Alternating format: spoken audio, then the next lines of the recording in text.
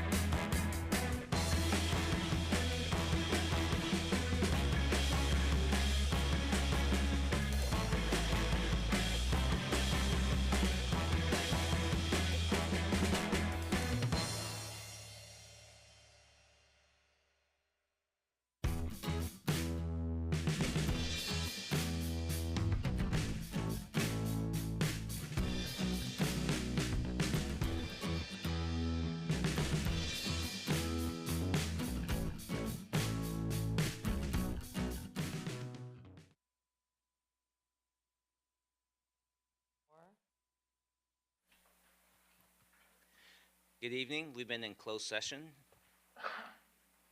The Assistant City Manager, do we have any actions to report? Thank you, Your Honor. Danny Santana, City Manager's Office. There is nothing to report. Thank you. We will now reconvene our City Council meeting. I'd like to welcome everyone joining us in the council chambers, along with everyone watching remotely. Item 2, the flag salute invocation. Is there anyone in the audience who is military veteran? Please stand or raise your hand so that we may recognize you.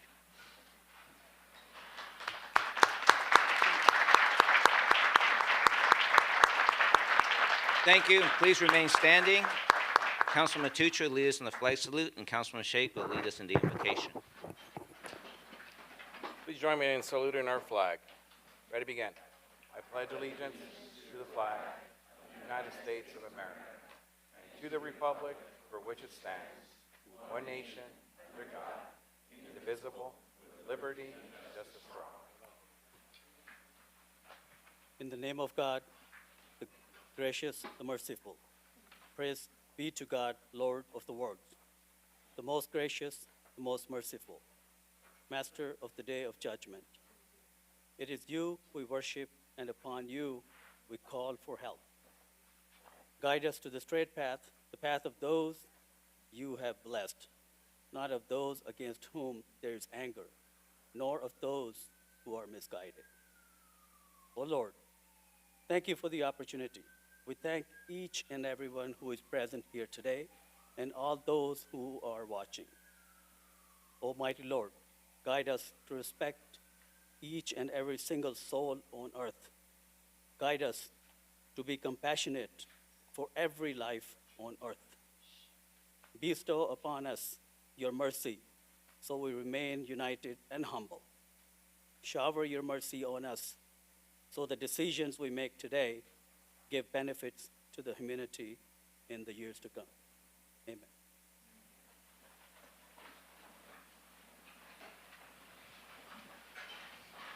Thank you both.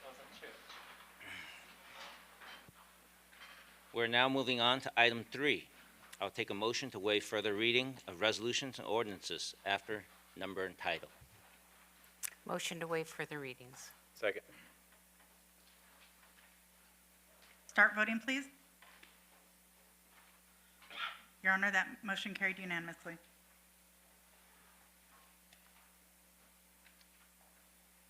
Thank you. Item 4, announcements of withdrawn, deferred, and/or supplemental items. Thank you, Your Honor. Danny Santana again with the City Manager's Office. We have several supplemental items, including Item 7, oral communications. Item 8I, community services, approved contract services agreement for roller hockey rink floor replacement as a cooperative purchase from Sourcewell and adopting a categorical exemption under California Environmental Quality Act. Item 9C, finance, approved fiscal year 23-24 operating budget program modifications. Item 10A, community development, considering an appeal of a planning commission approval of a conditional use permit to allow construction of a new industrial building at 1899 Western Avenue.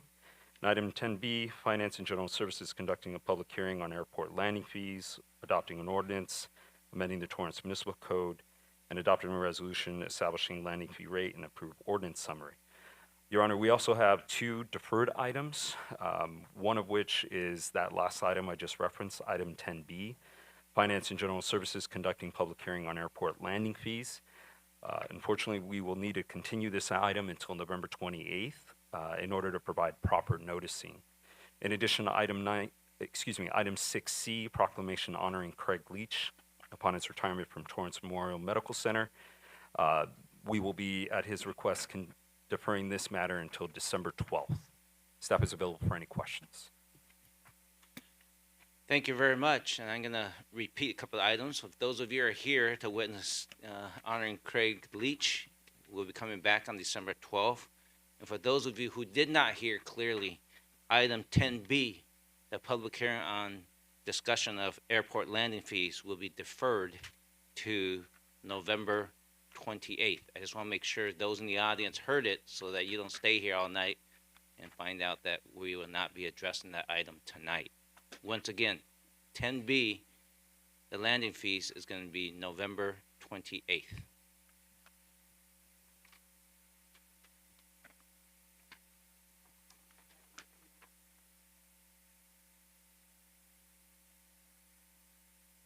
Item 5, council committee meetings and announcements. I will come down for the first one.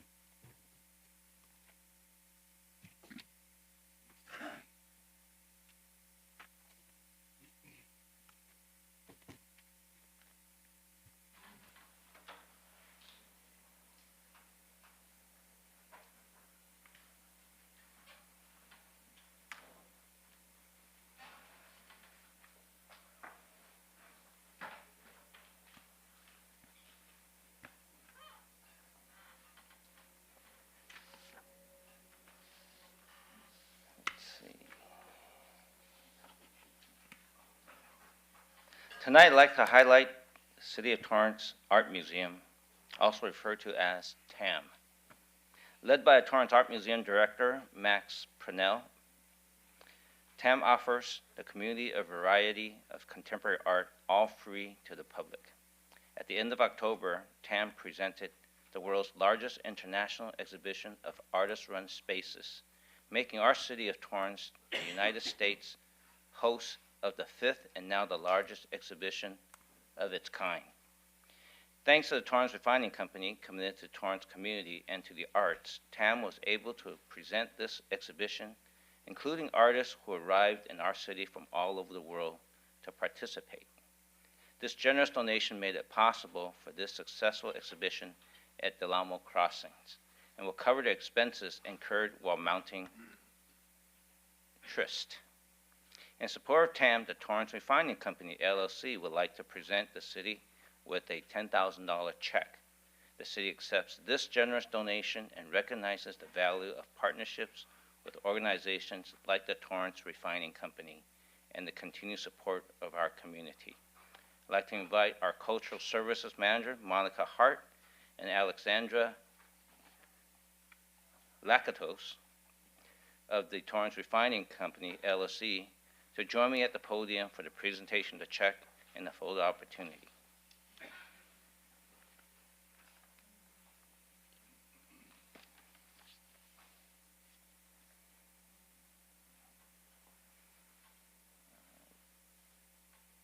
You have a few words you want to share with us? Thank you.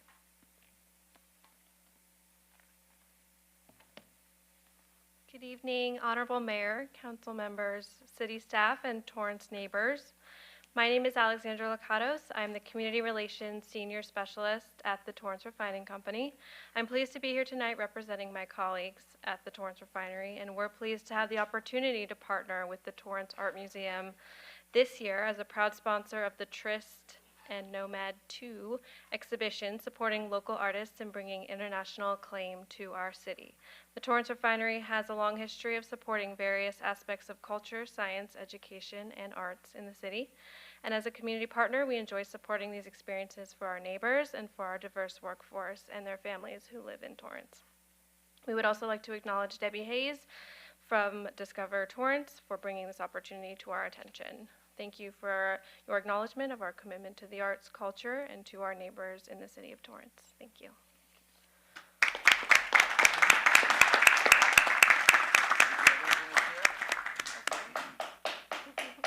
All right, this is the check?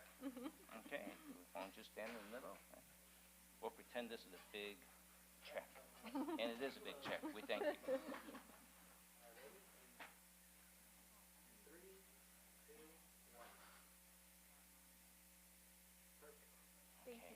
Thank you very much. All right, Monica, I'll give this to you. Okay.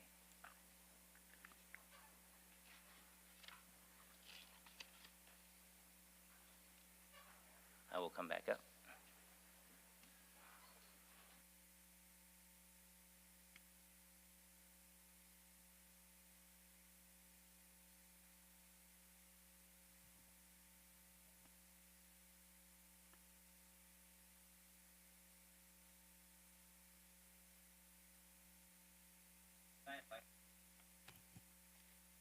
Tonight, I'd like to take this opportunity to recognize National Nurse Practitioners Week. National Nurse Practitioner Week takes place annually during the second week of November. This year, the celebration is from November 12th through the 18th. Nurse Practitioners Week is designated to recognize these incredible healthcare providers for their tireless dedication to delivering outstanding medical care and raise awareness of the powerful role they play in ensuring the general health and well-being of our community. The city recognizes the importance of our nurse practitioners, workforce here in the Torrance, and the contributions they make each and every day. Thank you, all nurse practitioners.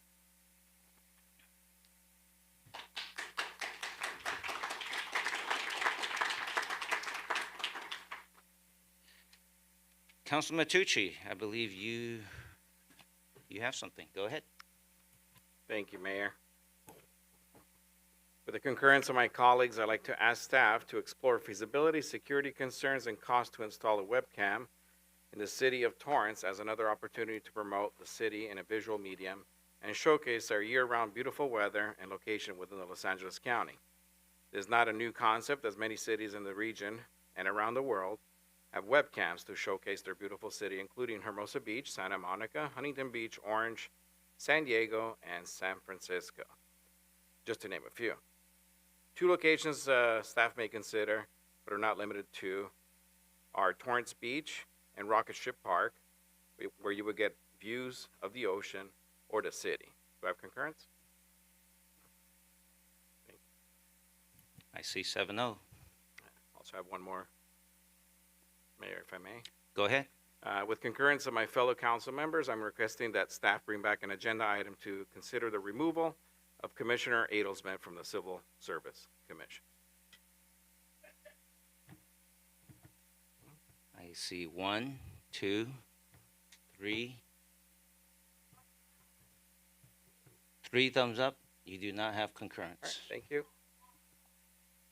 Councilman Kaji. Thank you, Your Honor.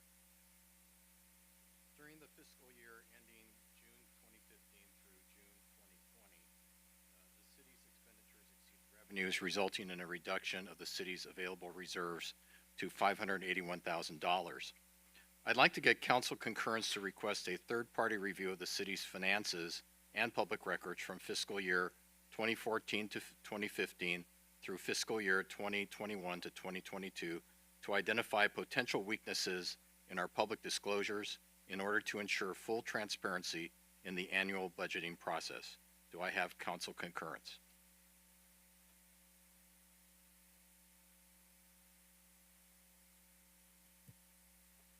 Councilman Lewis has a question on your request.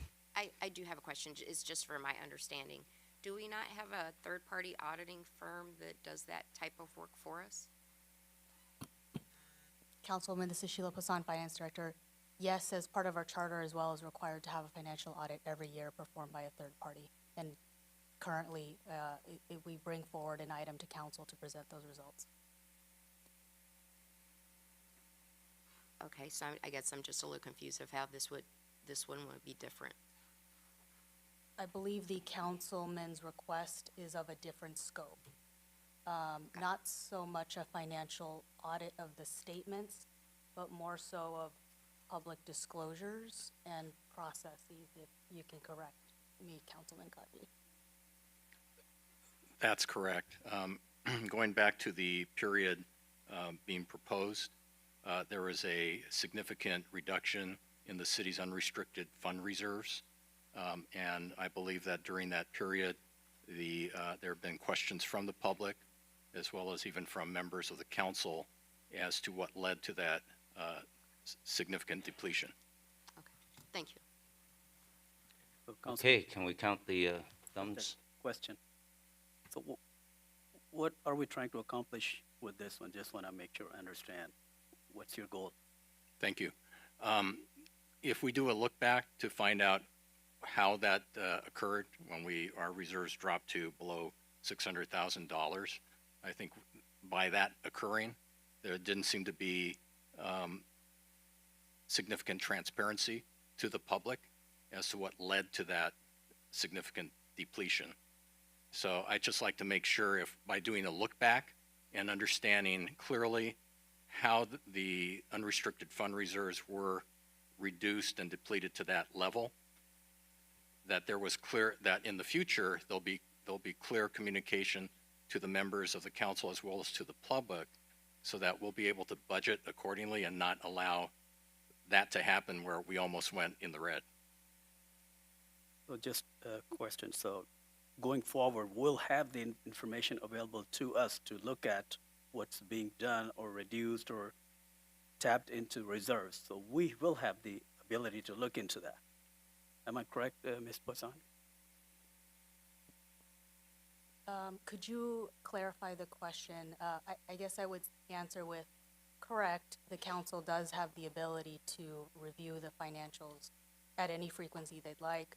We do come back for first quarter at mid-year as well, and we review the budget to actuals and fund balance forecasted for the end of the year.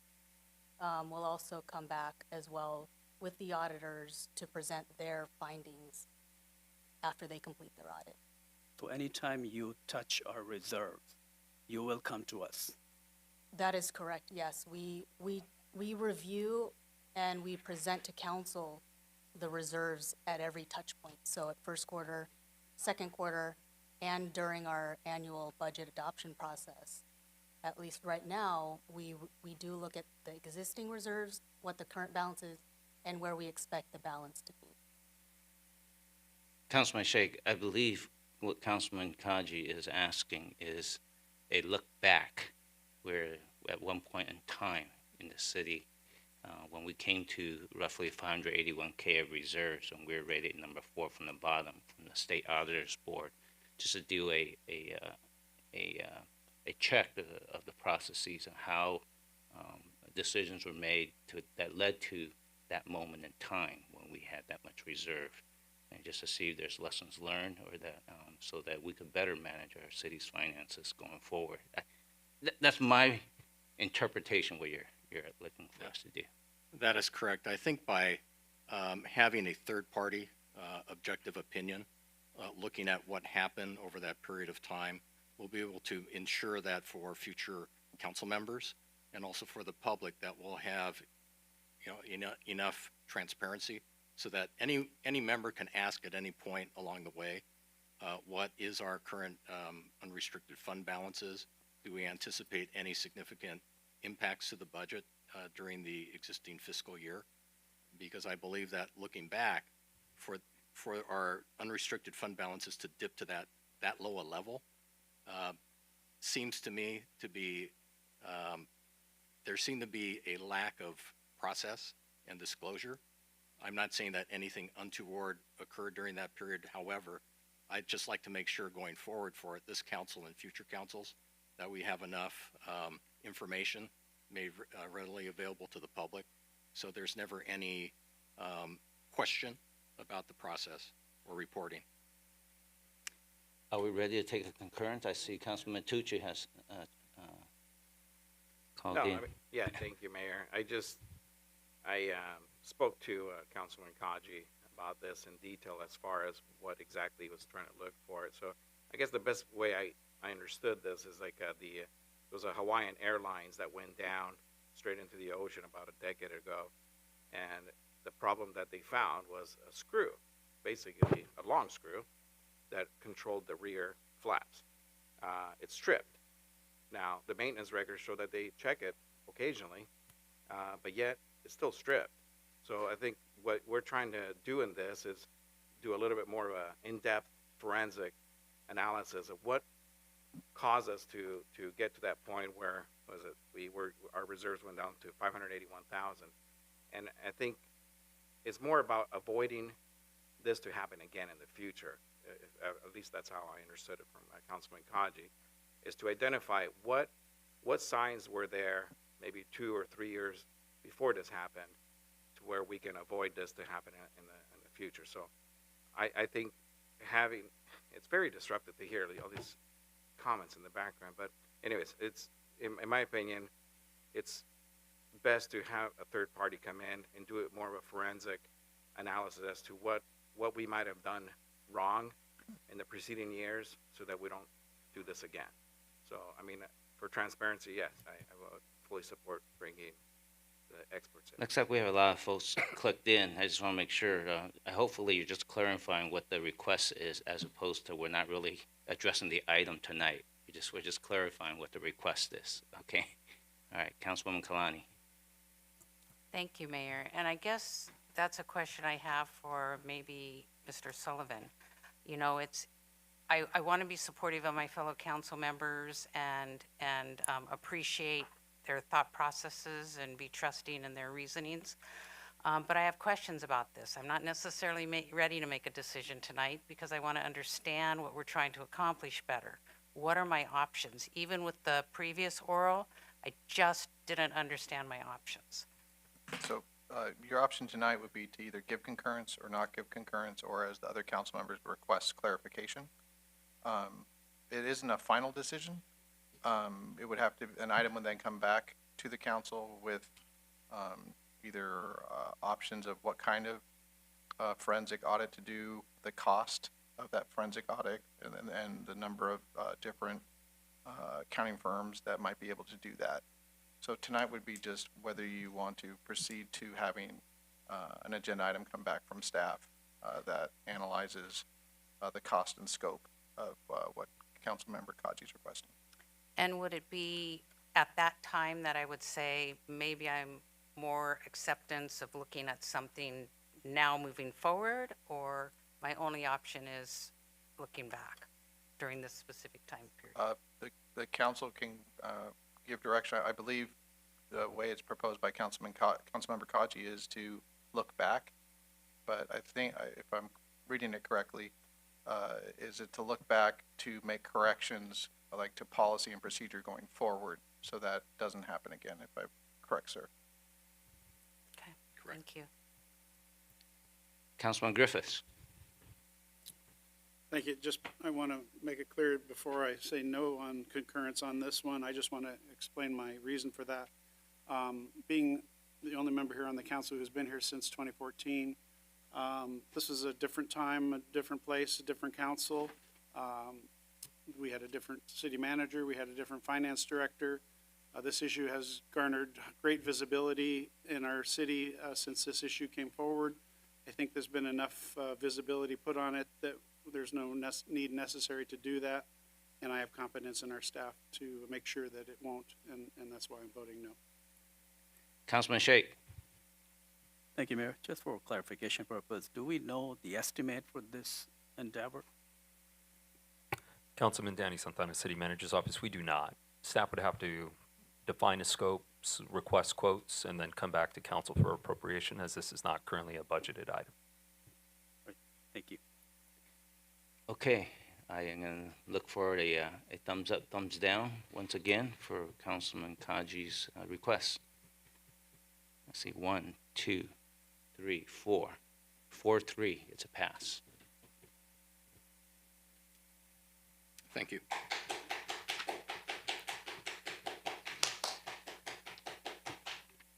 Hang on. Councilman Kaji, I think you have one more. Oh, yes, one more. The Finance and Government Operations Committee will meet here in the Leroy J. Jackson Council Chambers on Tuesday, December 12, 2023 at 3 o'clock p.m. We will discuss the fiscal year 2023 to 2024 first quarter budget review report and any proposed program modifications. Members of the public are encouraged to join. Thank you. Thank you. I believe the last two is Councilman Griffiths. Just one sec, I got to bring it up.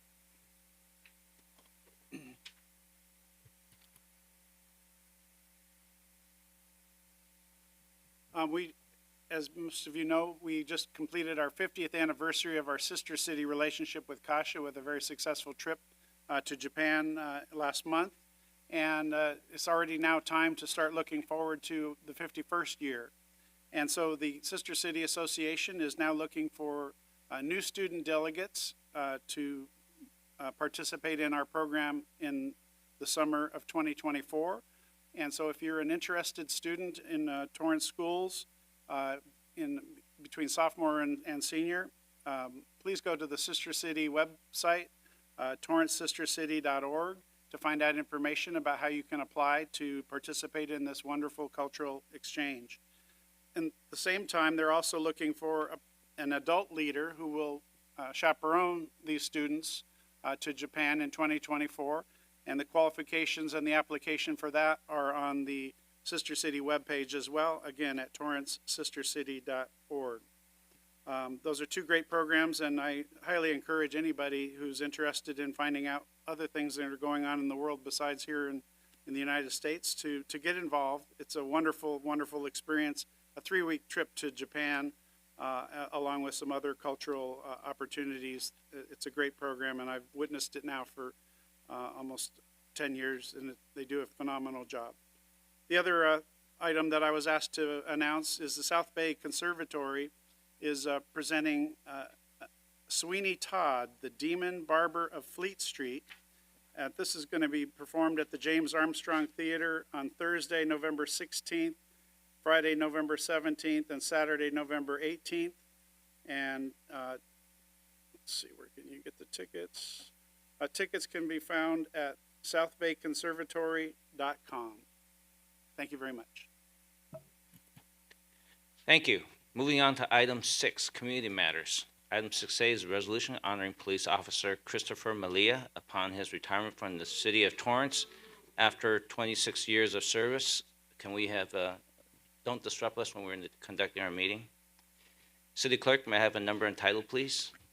Yes, Your Honor. This is resolution number 2023-104, a resolution of the City Council of the City of Torrance, California, honoring police officer Christopher Malia upon his retirement from the city after 26 years of service.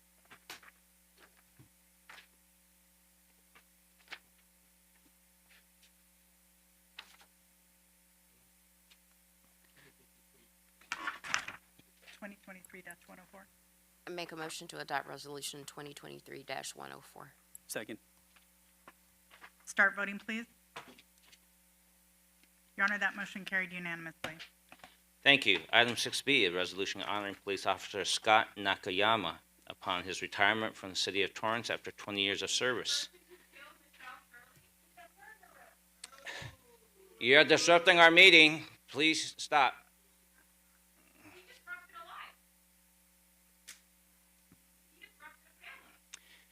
You're in violation of our rules and order You're in violation of our rules and orders. You're disrupting our meeting, interfering with the business of the city of Torrance. I am ejecting you from our meeting, and you are ordered to leave the council chamber and city hall. I am directing the Sergeant at Arms to eject the speaker. If the speaker refuses to leave, then they may be arrested for violating Torrance Municipal Code 11.7.020 and Torrance Municipal Code 11.7.030.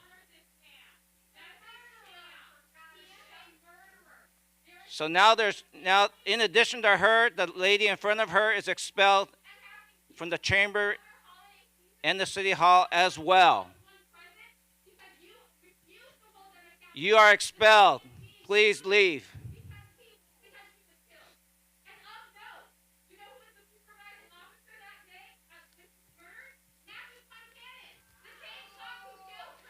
Okay, the lady that just making a noise. Oh, you are expelled too. That's 3.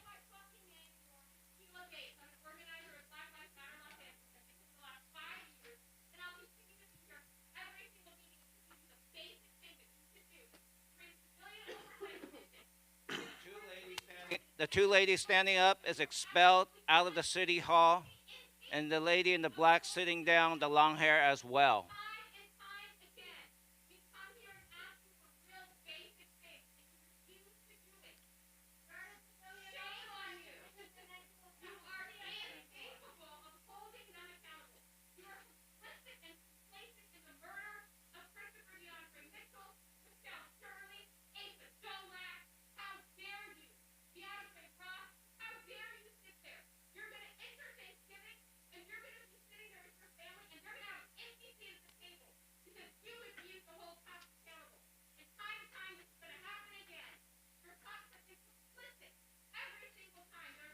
We are going to take a recess. Thank you.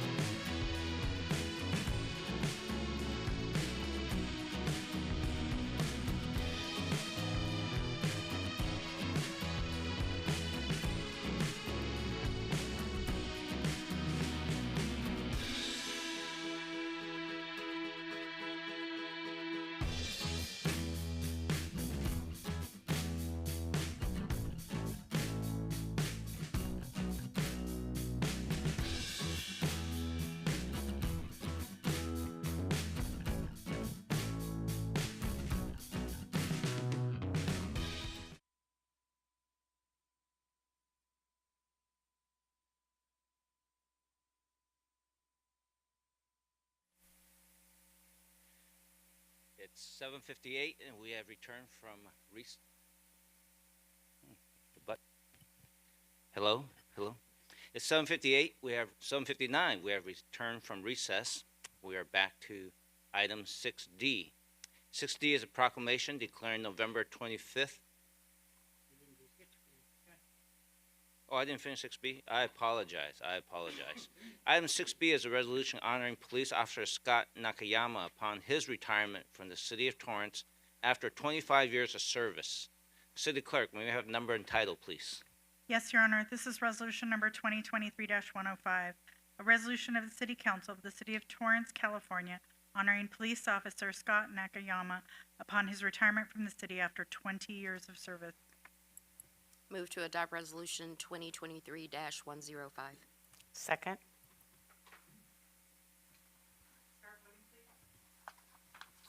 Your Honor, that motion carried unanimously.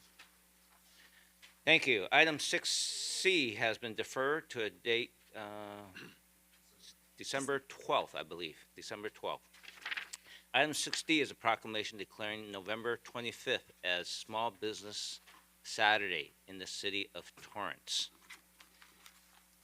And looks like the small business group has left, so Councilman Kanji, would you start reading the proclamation?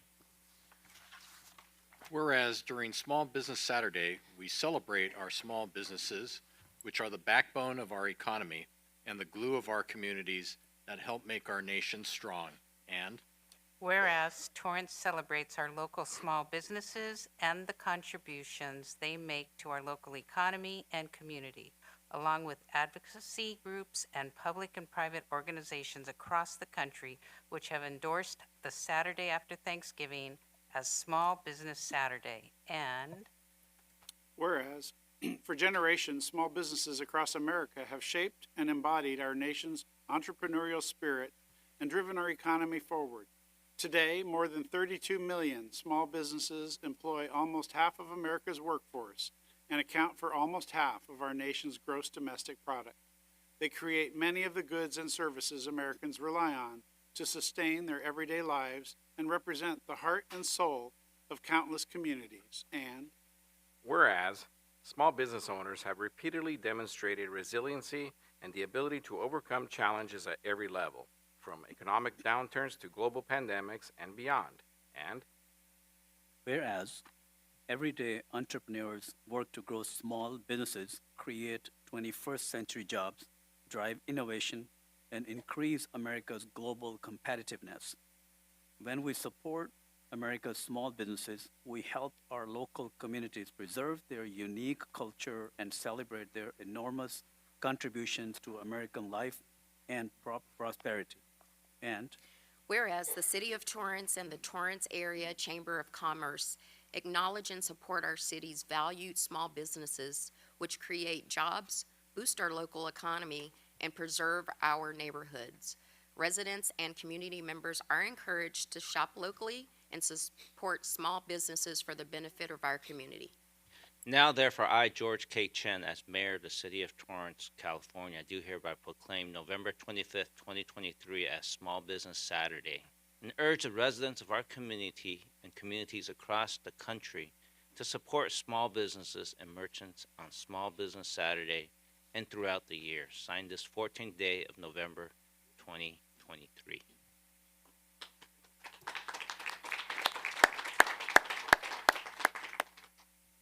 And we will deliver the proclamation to the recipients.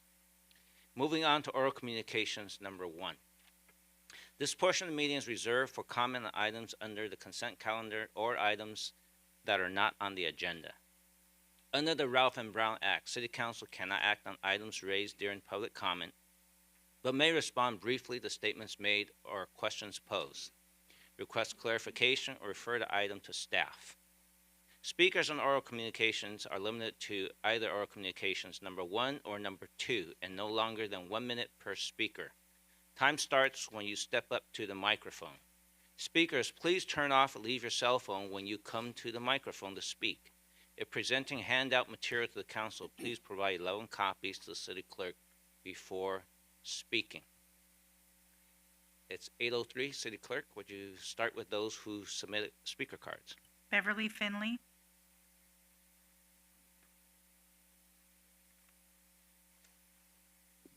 Good evening, Mayor and City Council.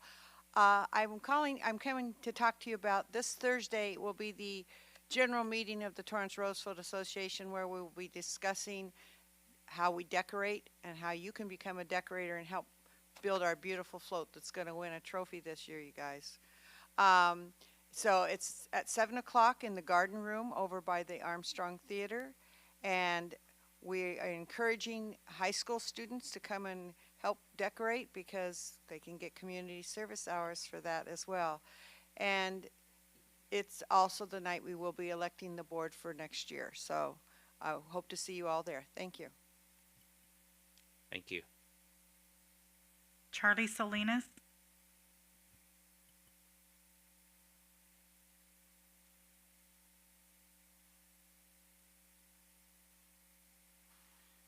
Good evening, everyone.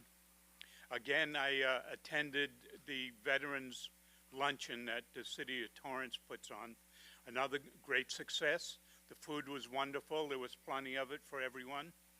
And this year, they allowed veterans to come up to the microphone and speak to the audience. That was a nice touch. But what my fellow residents might not know is this is actually a Veterans Resource Fair that's put on, with a lunch afterward.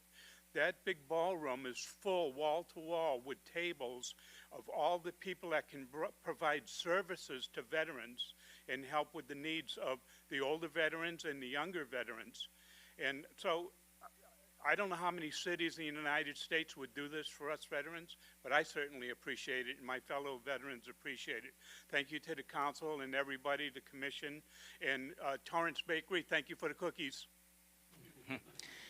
Thank you, sir. It's our honor, and we appreciate all the veterans. Clinton Barr, Good afternoon, ladies and gentlemen. I live on Andreo by 218th, and I'm here on behalf of myself and a few other neighbors. We're having an issue. We're kind of asking for a lifeline. There's numerous households that dogs are barking uncontrollably, unprovoked throughout the night. One of our neighbors, their kids are even scared to go outside because the dogs bark constantly. We addressed the neighbors. We've submitted numerous dog barking requests through animal control. We've called their hotline.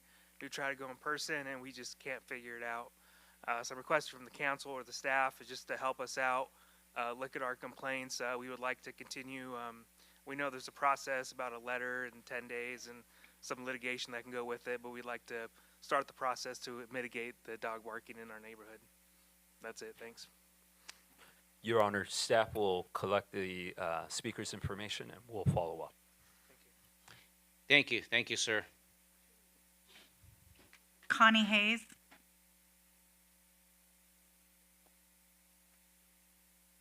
Ellen Jenkins, Lisa Mazur White, Carol Gillis,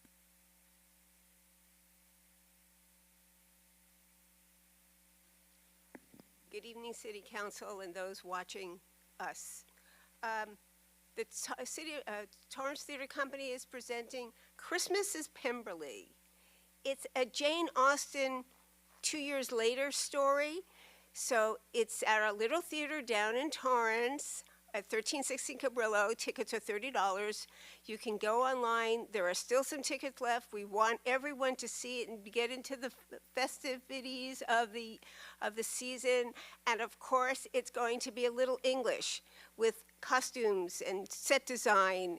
And come on out and listen to a story, a little love story. We're at torrancetheatercompany.com. Get your tickets today, $30. It's a great date night, great present to give for Christmas. Thank you.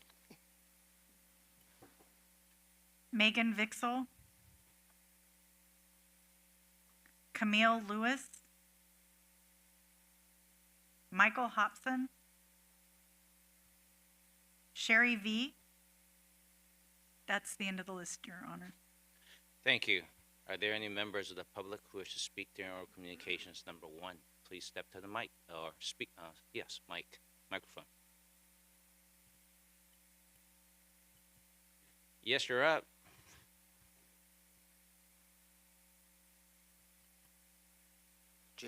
James Henry, I want to thank the mayor and the city manager for fixing the TV out in the lobby. Unfortunately, there's no sound coming out of it. I don't know why not. I can't hear anything that's happening in here when I'm watching this city council meetings out in the lobby. So maybe you can turn it up next time. I greatly appreciate it. Thank you. Thank you, sir. Anyone else from the public who wish to speak? Hello, this is Andy Porchop. I would like to congratulate you, chasing all those people home. People came here with a purpose to talk to you. They put their name in. They want to speak to you, and then you have a recess. But that's not unusual in the city of Torrance. But I'm very disappointed. I took a shower today, I shaved, I cut my hair, I put my effort here to come and celebrate with Mr. Shaparian his $36,000 raise. And where is Mr. Shaparian? This is very rude. This is very, very rude not to show up for your raise, for your appreciation, bringing the city back from number 3, from the bottom, to number 5. You know what I mean? He's doing an excellent job giving everybody's and himself excellent raises and being in fine.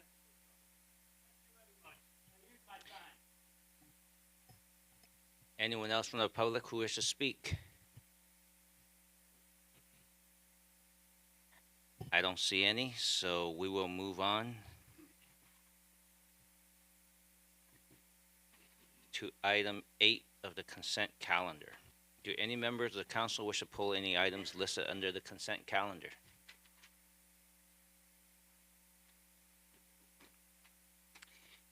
I don't see any. I'll take a motion to approve the consent calendar in its entirety. Motion to approve the consent calendar in its entirety. Second. Start voting, please. Your Honor, that motion carried unanimously. Thank you. Moving on to administrative matters. Item 9A, from fire. Is there a staff presentation?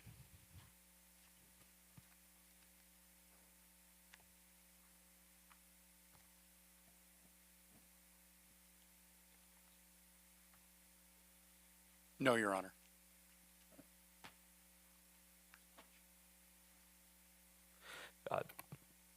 Thank you, Your Honor. Danny Santana, City Manager's Office. There's no formal presentation, but the fire department can provide a quick overview of the item itself. Got it. Thank you. Thank you. City of Torrance Fire Department has a long history of donating our used vehicles to in the past, we've donated to different cities in Mexico, to different volunteer fire departments throughout the country, and more recently to the El Camino College. In 2021, we donated 2 fire engines that had a 30-year lifespan with the city of Torrance. And in 2018, we donated a tractor-drawn aerial tiller truck to the college, to their fire academy. So we have a couple of vehicles right now that are available that have spent their useful life here in the city of Torrance. One is a 2002 Chevy Suburban that was previously a command vehicle that we've recently replaced. And then we have a utility truck also that is up for donation. We also have some self-contained breathing apparatus that we replaced because they had served their useful life here in the fire department, and some radio equipment that we have also recently replaced. So the college is asking for that donation. I'm available for any questions you may have. Thank you. Do any members of the council have any questions or comment? I see Councilman Sheikh. Thank you, Mayor. Thank you, Chief. Just for clarification purposes, these equipments and vehicles, they have served their useful life, and we're going to transfer the title to El Camino College. And with that, there will be release of liability as well, because they are not there may be some kind of issues with those, but want to make sure we do not have any liability with those. Yes, that's correct. There is a whole agreement that they will sign that releases us of any liability, because we can't guarantee that the equipment is going to be used to its manufacturer specifications. Right. And these are for training purposes. I'm assuming. Correct. Right. Yes, sir. Thank you, Chief. Thank you, Mayor.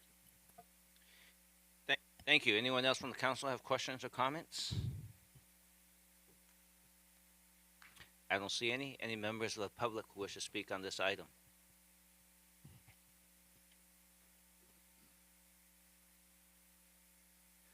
Hi, this is Andy Porchop, and I have an offer for the city. My offer is $5,000. I sign any liabilities. This is the way you can make $5,000. Instead of giving it away for free, I give you $5,000. That's my offer. And that would put more money into the city coffers, or whatever you call them. You could give it to Mr. Shaparian, $5,000. I'm not asking what you spend it on. You give me the goods, what he was just said, you know, the pickup truck and the Suburban and the canisters, $5,000. I can do cash if you want. And if they're so useless, why do we give it to people who want to learn with it? Give a broken violin to Paganini? Huh? Thank you. Anyone else from the public who wish to speak? Please don't disrupt our meeting. Anyone else from the public who wish to speak on item 9A? If not, City Clerk, may I have the number and title, please? Yes, Your Honor. This is resolution number 2023-106, a resolution of the City Council of the City of Torrance, California, authorizing the title transfer of 2 retired surplus fire vehicles and used fire equipment to El Camino College District, Torrance, California. I move to concur with the recommendation of the fire chief and adopt resolution 2023-106. Second. Start voting, please. Your Honor, that motion carried unanimously. Thank you. Item 9B from Finance. Is there a staff presentation? Good evening, Mayor. Yes, this is Sheila Pasan, Finance Director.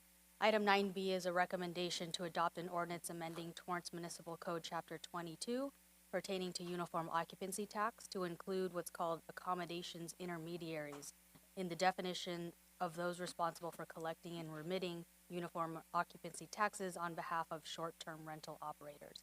This amendment would shift the responsibility from the individual homeowners to the rental platforms that facilitate the short-term rental bookings such as Airbnb and VRBO, hopefully to improve the compliance with the TMC and ensure that the 11% occupancy tax is collected at the time of booking.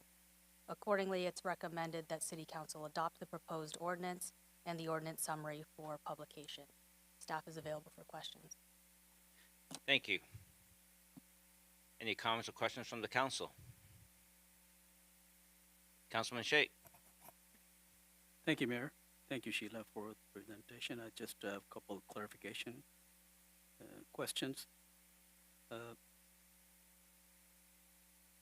Is there any penalty if somebody does not use the rental platform and have directly from their own ways to rent the facility? No, there is no penalty for not using those platforms. There are just penalties for not remitting the tax. At this point, since we're not actively enforcing, and staff will be discussing that in the future for how we would actively enforce this, it's kind of on an honor basis.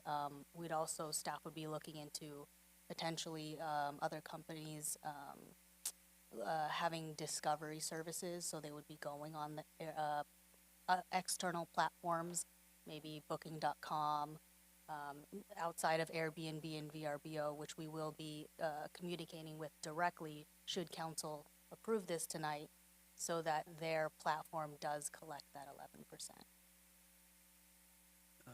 But we don't have any way of knowing if somebody's going to rent short term. Other than looking in at those platforms ourselves and looking for Torrance-based listings, no. How do you define short-term rental? Is it 1 day, 2 days, or? Short-term, as I know it, is really defined kind of by these intermediaries. In the code for, under the uniform occupancy tax, the occupancy tax applies to all hotels, motels, and operators, but doesn't necessarily define the period of time in which the occupancy tax applies to. The only exceptions listed in the code for occupancy tax is those who want to submit a claim for any sort of exemption, which would be under review of finance, and also those which are essentially a low-income earner type of claim, because we request certain documents to be exempt from the occupancy tax. Although it looks like CDD has. Yes. If I may, Michelle Ramirez, Community Development Director, for short-term rental, it's defined as 30 days or less. That's pretty clear. 30 days or less, okay. And do we know the, roughly an estimate how much we're gonna collect? I know we don't have any history, but any estimation, any projection? We do have history. In the last fiscal year, we collected $80,000. What we don't have an estimate of is what we would be collecting for those that are not currently reporting. Okay, thank you so much. Thank you. Councilman Kaji. Thank you. This is a question for, I guess, either one, finance or CDD. At present, do we require a business license for short-term operators? Yes. Okay, and under the business license, are they required to also show liability insurance? Yes. Right. And mentioning the two platforms, as you mentioned, unless we do our own internal review of what listings there are in the city of Torrance, we really have no way of tracking their activity. We were using a company at one time that was helping us. We found that company was not giving us the service that we needed for the amount of money that was charging us. So we are currently working with finance and looking at potentially expanding HDL services to add this, since they're capable of doing that, to help us with that. Okay. Have we been receiving any increase in nuisance calls as a result of short-term rentals? No. Okay. Thank you very much. Thank you. Anyone else from the council? Comments or questions? If not, does anyone from the public wish to speak on this item?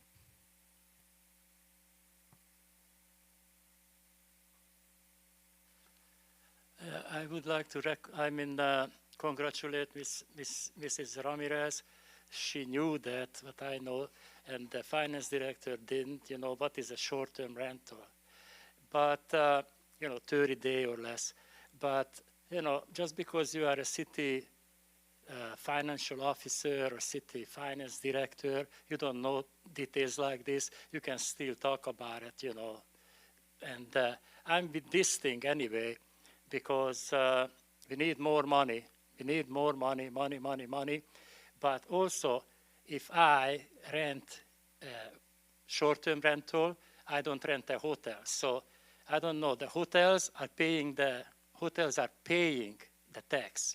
They don't run away. They charge you the tax, they collect the tax, they give it to the city. Short-term rentals, you voted for, that's what you get. That's what you get. If they pay. If they don't pay. Thank you, sir. Anyone else from the public who wishes to speak on this item?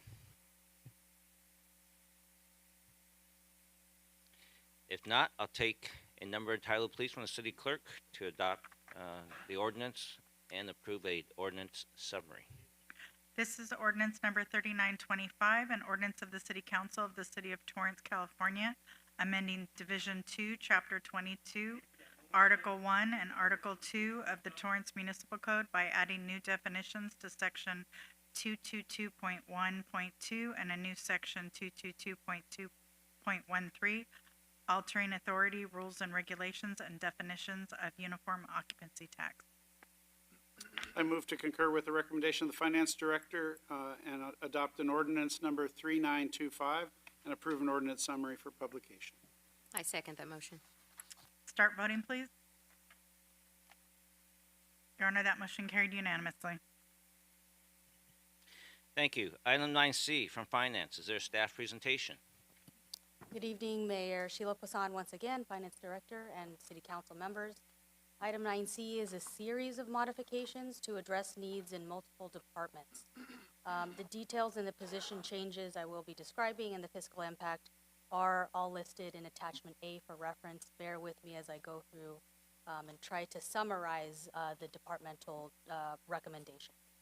In the City Manager's Office, various resignations and retirements provided an opportunity to evaluate the department's effectiveness and propose a restructuring to improve efforts towards strategic initiative. The proposed changes in Attachment A will allow for staff to improve business recruitment, develop a data-driven approach to economic growth, and manage the city's development incentive program. Additional focus will be placed on broader community benefits by accelerating projects and to provide more depth to its labor relations strategy efforts. In the Community Development Department, it is recommended to increase budget staffing levels by 3.5 full-time equivalents to address the significant workload increase stemming from the state's regulations and mandates. Specifically, accessory dwelling units, or ADUs, have had a major impact on the number of plans reviewed by staff. On top of that, the state has also provided some time restrictions on when these plans need to be approved. In each of the last 3 years, ADU project plans submitted for review have increased. Solar permit applications and inspections have also increased, growing from 588 in 2022 to 650 in 2023. That's just year to date. Finally, it's recommended that an additional environmental quality officer position be added to largely support airport noise complaints, educate the pilots on the city's noise monitoring program, respond to community questions, and work with the FAA, provide updates to the Airport Commission, issue violation letters, and oversee the Administrative Hearing Board. The cost of these positions will be partially offset by expedited plan check fees, a newly recognized revenue source that is estimated to generate approximately $300,000 annually going forward. A resolution to add this fee to the city's master fee schedule will be brought forward to the City Council at a future date. Lastly, in Human Resources and Civil Service, the HR adjustments result in a net zero impact on budgeted staffing levels overall, but are rather a series of conversions to different class specifications. These adjustments will allow the department to better coordinate, monitor, and support citywide leaves of absence and the reasonable accommodations process, both areas of focus in the current state, and also ensure appropriate staffing levels are in place so that we have a lead support that can address classifications and compensation efforts, as well as recruitment and selection.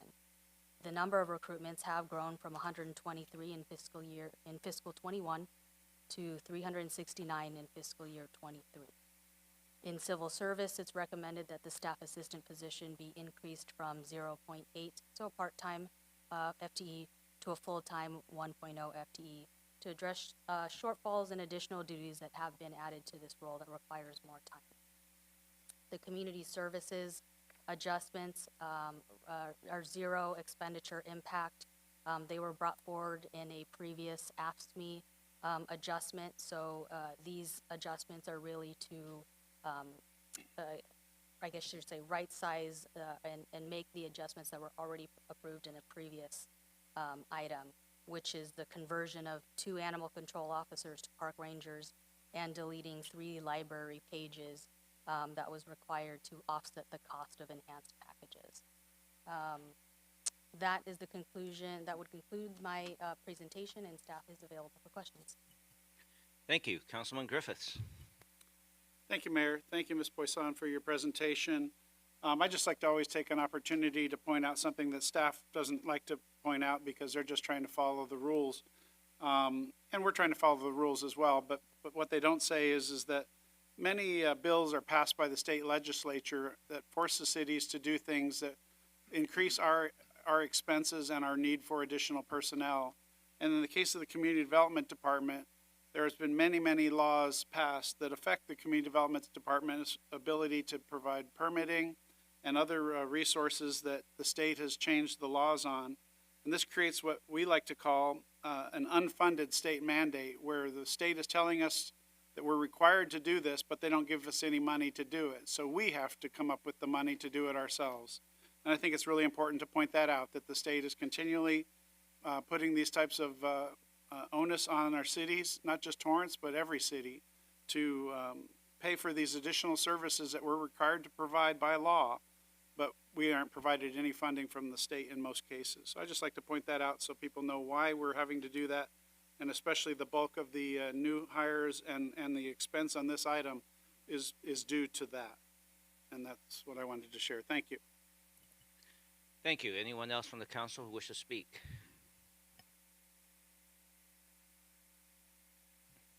Councilman Sheikh. Thank you, Mayor. Ms. Poussin, question on animal control staff. I thought we increased, didn't we increase the number of animal controls staff? No, we didn't. Good evening, Councilmember Sheikh, John LaRock, Community Services Department. We were always budgeted for what were at the time 2 animal control officers. They were reclassed into lead rangers, so we have 2 lead rangers instead of 2 animal control officers. And they work only 5 days a week? They work 7 days a week. They work 7 days, Yes, so sir. we do have. On a rotating schedule, Okay. plus call-outs, yes, sir. Thank you for the clarification. Thank you. Thank you. Anyone else from the council who has comments or questions? I don't see any. I think we have someone who submitted a comment card. James Henry.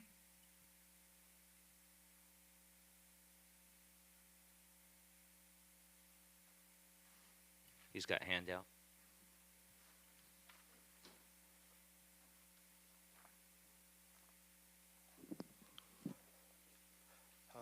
I have 3 questions. How will these program modifications affect the adopted biannual budget and capital improvement plan for fiscal year 2023 to 2025? Question number 2, is the city manager's pay increase, agenda item 9E, on tonight's city council meeting included in these budget modifications to the 2023-2004 operating budget? I think you already answered question number 3. When will the first quarter budget review meeting, aka the Finance and Government Operations meeting, be held? I'd like to, number 3, can you answer that? City staff? Your Honor, I'll take a stab at the last one. As noted on the front cover of the City Council agenda, the Finance and Governmental Operations Committee meeting is scheduled for December 12th at 3 p.m. here in the City Council chambers. And I'll refer the questions 1 and 2 to the Finance Director. City Council, so for question number 1, how will these program modifications affect the biennial budget for fiscal 23-25? So for this current fiscal 23-25, the item is recommending to approve these program modifications. So the program modifications are listed in the recommendation. This shows what the fiscal impact would be. So we're essentially appropriating the money to afford these. We're asking in number 6 to increase the general funds revenue budget to account for those new revenues that will help offset these modifications. So that's now summarized as well on page 3 of the item. So the impact to the budget is listed in this table on page 3,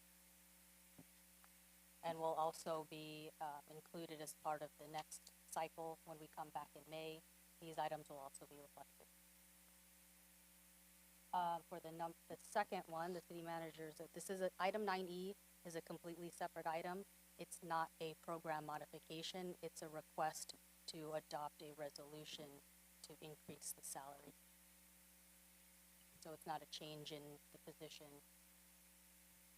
Which I just want to, I know we're going to go to 9E, which means it was already in the budget already. Correct. I just want to make sure that was clear. Okay. Anyone from the council who has any more comments before I'll take the number and title? Oh, sorry about that. The public. Yeah. Sorry, I almost have to disrupt your meeting.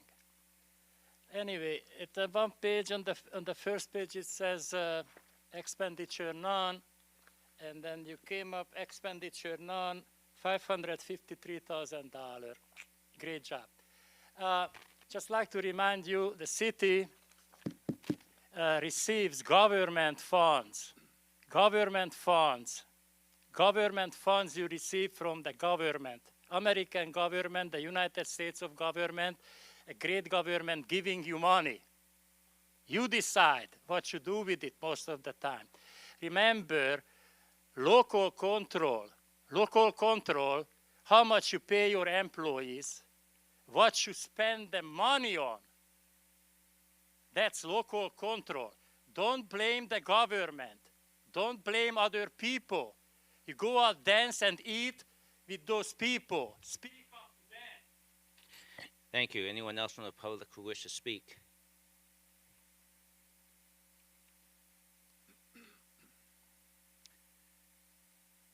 I don't see any. How does the council wish to proceed?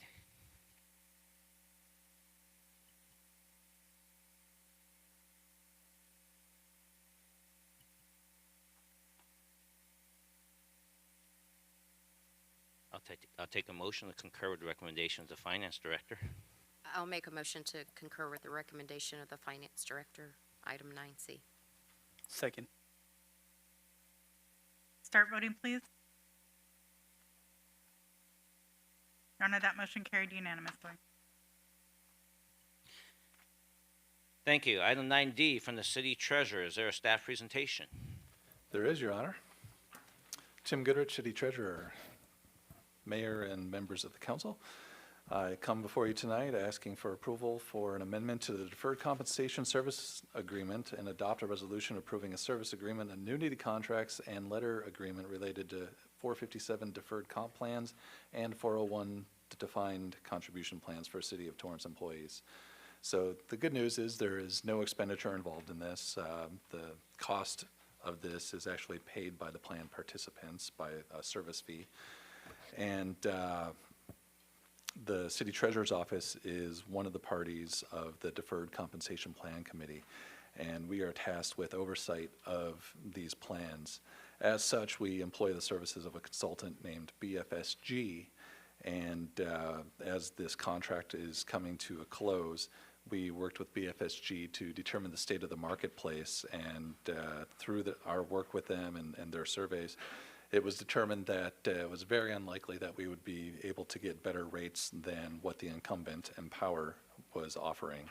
So we're recommending to lock this in for another 5 years to work with Empower, and it will also bring savings to the plan participants.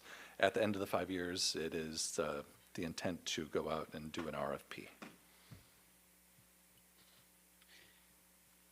Thank you. Do any members of the council have comments or questions on this item?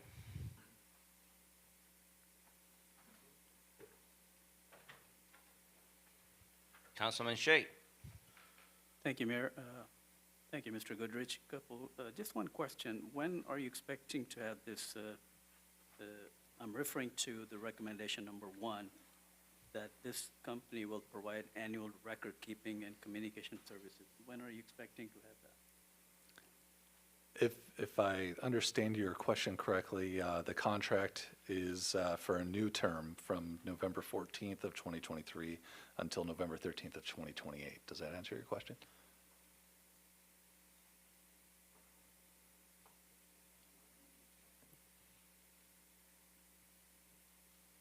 So I think I want to, they will give you annually, yearly finding and record keeping. They will provide you the information, right? Actually, as our work on the committee, we meet more frequently than that. We meet on a quarterly basis and review all the options as that are offered currently in the plan. We identify if they're performing well, if they're underperforming. We want to make sure the employees have a mix of different assets to invest in, If they're underperforming, we put them on a watch list, and after a certain number of times underperforming, we can remove them and make adjustments. Perfect. Thank you. Thank you. Thank you. Any other members of the council with comments or questions? Councilman Kaji. Thank you, Your Honor. Question for the city treasurer.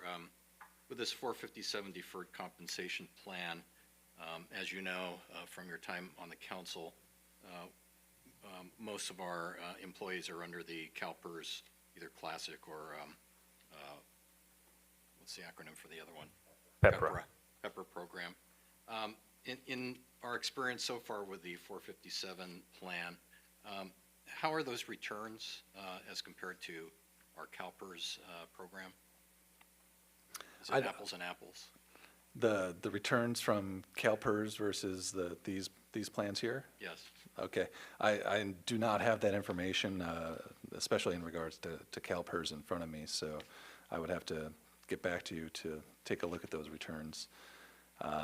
Generally speaking, I can tell you that the returns from these plans here that we're talking about tonight track the broader stock market, what you would expect to see as a private investor.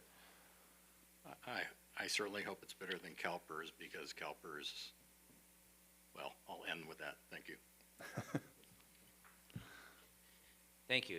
Any other members of the council with comments or questions? If not, does any member of the public wish to speak on this item?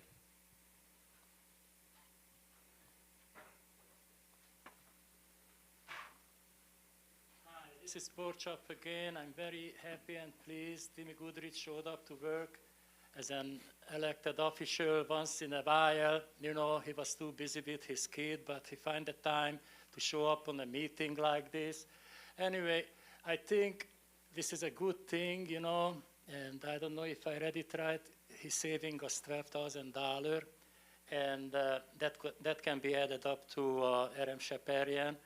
But I think the whole city should go like this, 401k plans, just like other residents or other citizens in America. Screw CalPERS, you know, it costs us money. This one saves us money. People should sign up for it, just like I have a 401k plan. You know, somebody wanna take care of themselves when they're old, pay into it, you know, not the taxpayer citizens. Thank you. I yield my time. Thank you. Anyone else from the public wish to speak on this item?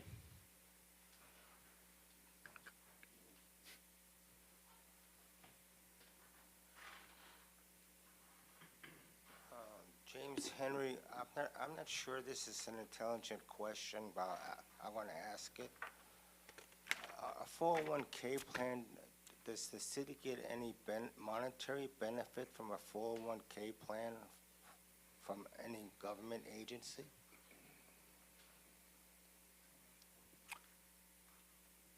City staff, want to take a...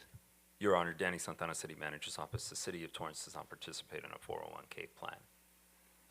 The City of Torrance has the 457 and the 401A plans that the City Treasurer covered in his item. Thank you. I think his intention was something close to a 401A-ish. Anyone else from the public wish to speak on this item?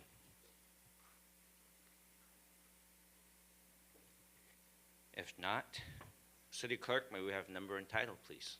Yes, Your Honor, this is resolution number 2023-107, a resolution of the City Council of the City of Torrance, California, approving a service agreement, annuity contracts, and letter agreement with Empower Retirement related to the 457 deferred compensation plans and the 401A defined contribution plans for the City of Torrance employees.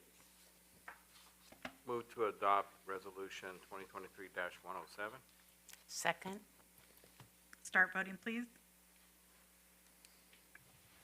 Your Honor, that motion carried unanimously. Thank you. Item 9E from the City Manager. Is there a staff presentation? Good evening, Your Honor. Yes. Danny Santana, City Manager's Office. Item 9G is a recommendation that City Council adopt a resolution amending resolution number 2020-97 and setting forth changes to the hours, wages, and working conditions for the City Manager in the amount of $36,776.71 per year.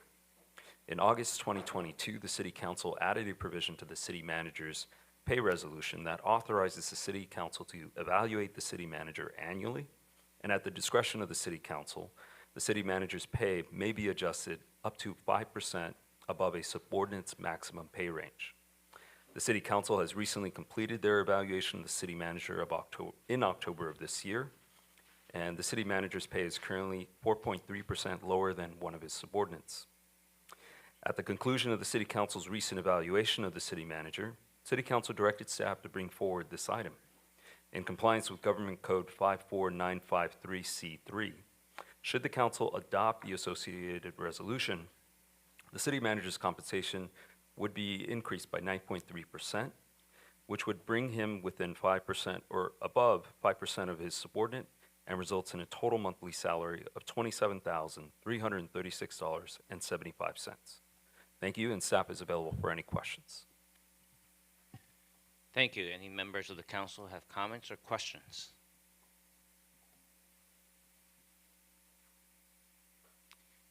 If not, let's go to the public. James Henry.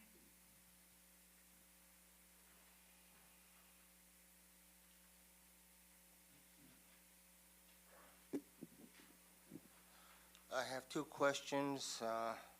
Where is it stipulated that the city manager has to be paid 5% more than any other subordinate? Is it in the city charter? Your Honor, it is not in the city charter. It is in the City Manager's resolution that was adopted previously by the City Council. And if I could add that it's up to the council as to whether to honor that provision upon his annual evaluation. That's correct. My understanding is not an ordinance, but it's a recommendation, and that was the decision made by the mayor and council. Anyone else from the public who wish to comment on this item? Well, I voted for you, Mr. Chan, because you were on the, not local control, but meaning living with our means. And we don't. And what happened with the local control? You are in control now. You are in control now. And these numbers, I don't add up. You know, $36,000 is not 10%, or not 9.5%, it's $27,000 or $270,000. The city manager was making $27,000 monthly already. You know, this is the third time you're giving him a raise. Local control, remember, local control. There is no law, he has to make this much of money. What about the fire chief? What about the Torrance police chief? They all make more money. Thank you, sir. Your time is up. Anyone else from the public who wish to speak on this item?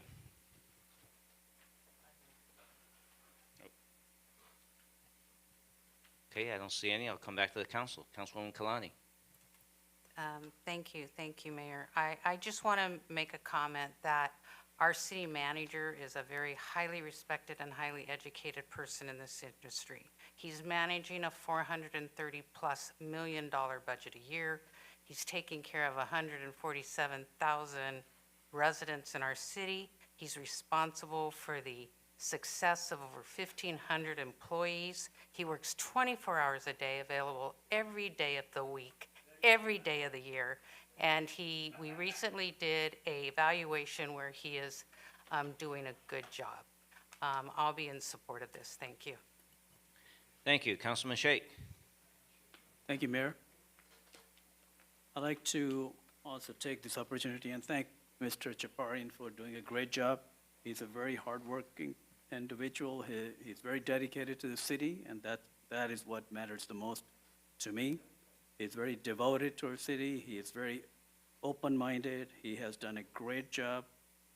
He's very proactive, always thinking outside the box and look out for what city needs. He is a true leader, making sure he has a good bench and also for what the city needs. I am really honored to work with Mr. Chaparian for the last 1.5 years, and I think he's very well deserved for this salary, and I will be supporting this. Thanks. Thank you. At this time, I'm going to ask the city clerk, may I have a number and title, please?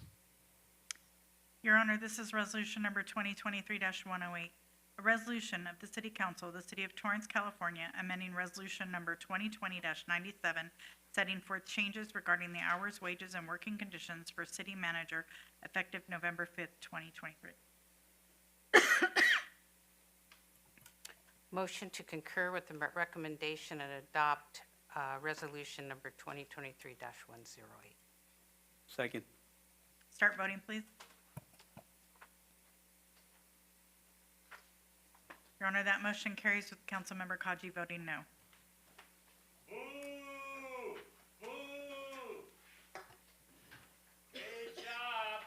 Sir, you are disrupting the meeting. Next outburst, you're out. Sir, you're disrupting the meeting and you are now ejected from the city hall. Please leave the council chambers. You are ejected.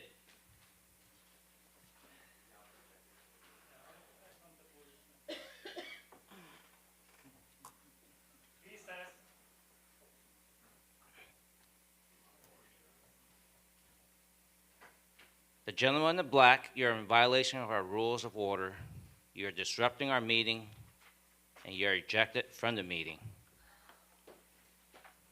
I'm directing the Sergeant at Arms to eject the speaker that was disrupting. If you refuse to leave, then you may be arrested for violating Torrance Municipal Code, Section 11.7.20 and Torrance Municipal Code 11.7.030.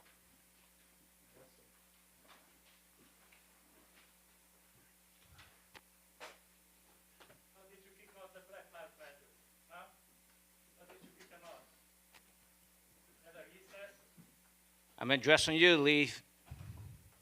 People can clap or clap here. Huh? People can clap. People can clap. You are disrupting the meeting. No, I wasn't. You are wasn't.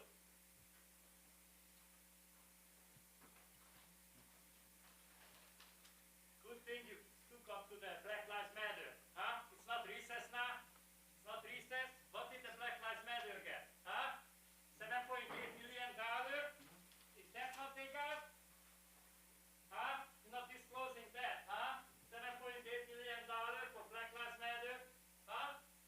You did not kick Sheila Bates off, huh? You did not kick her off, huh? What was about that? It's no recess for Andy, huh?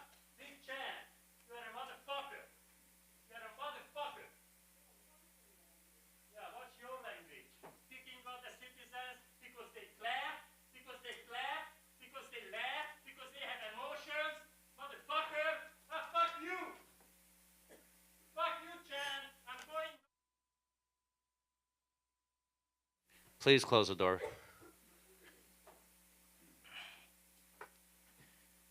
I know there are members in the audience who, I apologize, you have to see all of this. Moving on to item 10, public hearing. Now is the time and the place for public hearing on agenda item 10A. A recommendation of the Planning Commission and the Community Development Director that City Council deny the appeal and adopt a resolution approving a conditional use permit to allow the construction of a 29,747 square foot light industrial building consisting of 27,677 square feet of warehouse space and 2,080 feet of office space on property located in the M2 zone at 1899 Western Way. The public hearing will be conducted as follows. Staff will begin with a presentation of the project and respond to any questions from the City Council. The appellant will then have a 10-minute period to speak and make a presentation and respond to any questions the council may have. Afterwards, the proponent will have a 10-minute period to speak and make a presentation and respond to any questions the council may have. Then the public comment period will begin with each speaker having 2 minutes to speak. At the conclusion of the public comment period, the appellant will have a 5-minute period for rebuttal. Is there a staff presentation? Mayor, I have a disclosure. Councilwoman Kalani. Thank you, Mayor. I just want to disclose that I spent time visiting the site and walking the area, and my decision will be made upon the information provided this evening. Thank you. Councilman Sheikh. Thank you, Mayor. I would also like to disclose that I did visit the property, and but my decision will be based on the presentation and the material provided to us tonight. Thanks. Thank you. Any other disclosures? If not, staff, please proceed. Thanks, Your Honor. Good evening, Your Honor, and members of the City Council. I'm Oscar Martinez with the Community Development Department. Tonight, we have a brief presentation to consider an appeal of Planning Commission's approval for a conditional use permit to allow the construction of a new light industrial building on property located in the M2 zone at 1899 Western Way. Slide, please.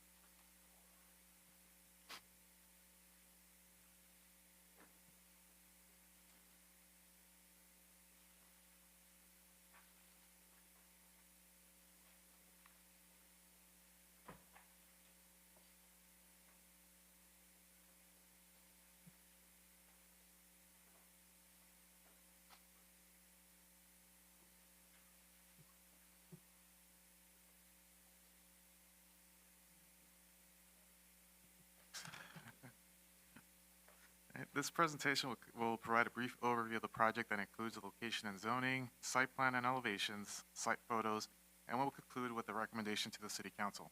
Slide, please. This slide shows the location of and zoning of the project.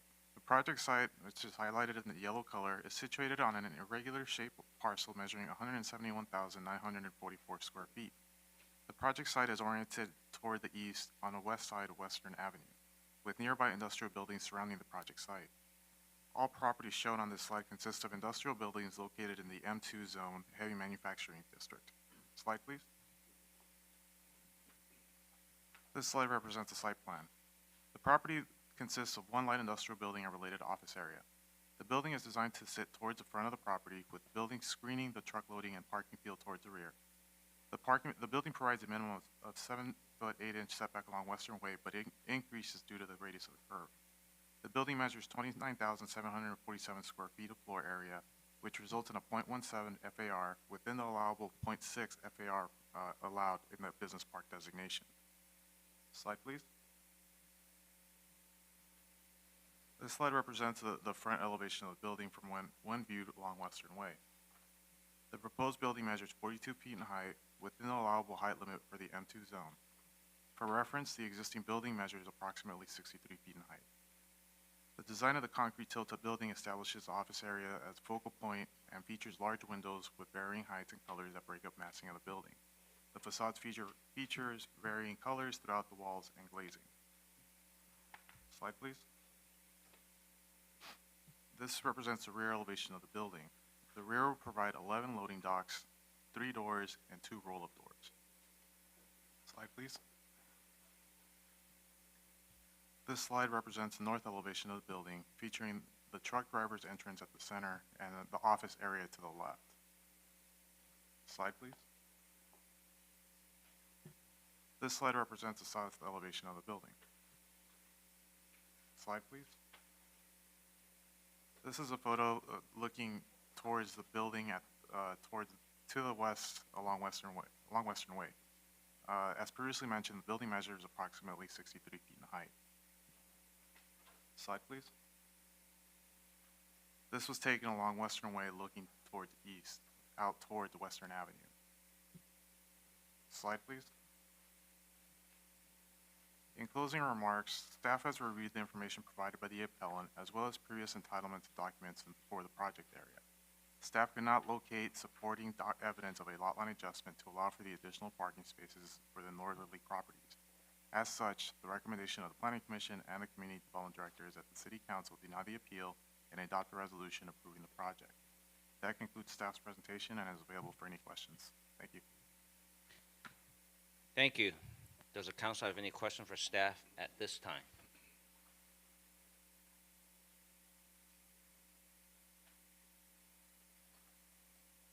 I don't see any.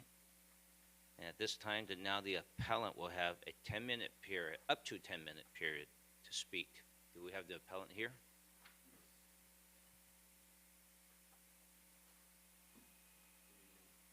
Joseph Bartlett appearing for CLV Associates, the appellate.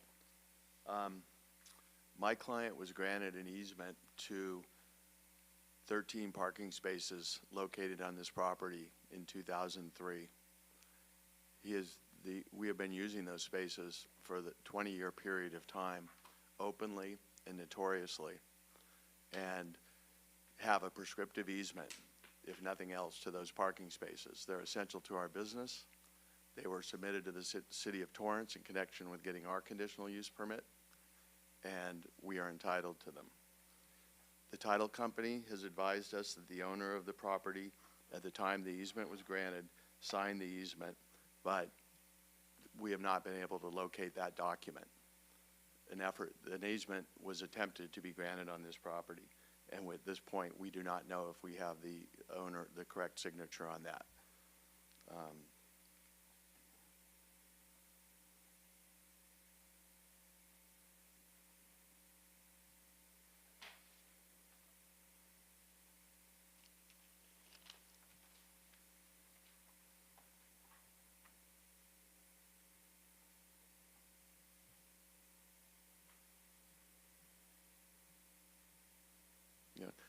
That's really all I have. I mean, the fact that we have a prescriptive easement to that and that we need them to operate our business.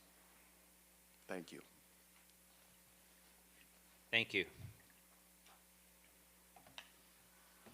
Does any member of the council have any questions to the appellant at this time? If not, I got one. You mentioned that you have a document. I assume that means it's a legal document. Do you have a copy of a legal document? And I assume it'd be notarized by someone? We submitted what's called a covenants, an easement document to the city.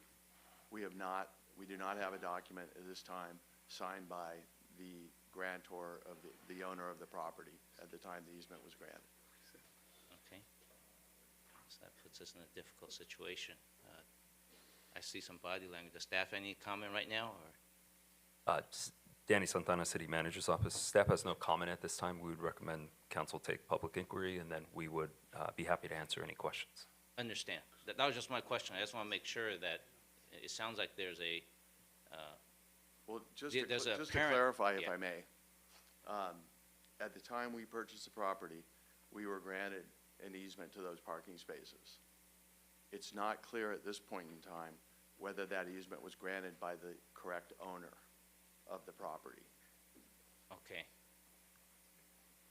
So if it was not granted by the correct owner, then we rely on the fact that we have, under the California law, there is what's called a prescriptive easement, which holds that if you openly use an easement for a continuous period of time, and the owner is aware of that, or by inspection would be aware of it, you gain a prescriptive right to use that easement. We need those parking spaces to continue as they have been in place and been respected by prior owners for the last 20 years. We need those spaces to operate our business. okay. I understand what you're saying, but I think that was just my question. I just want to make sure there was something legally documented. And then, so Okay. far, Thank you. Don't think I heard it yet. And now, let's see, that was the appellant, and there's no questions from the council. Anyone else? Now I'll give time. Is the proponent available? You have up to 10 minutes to speak.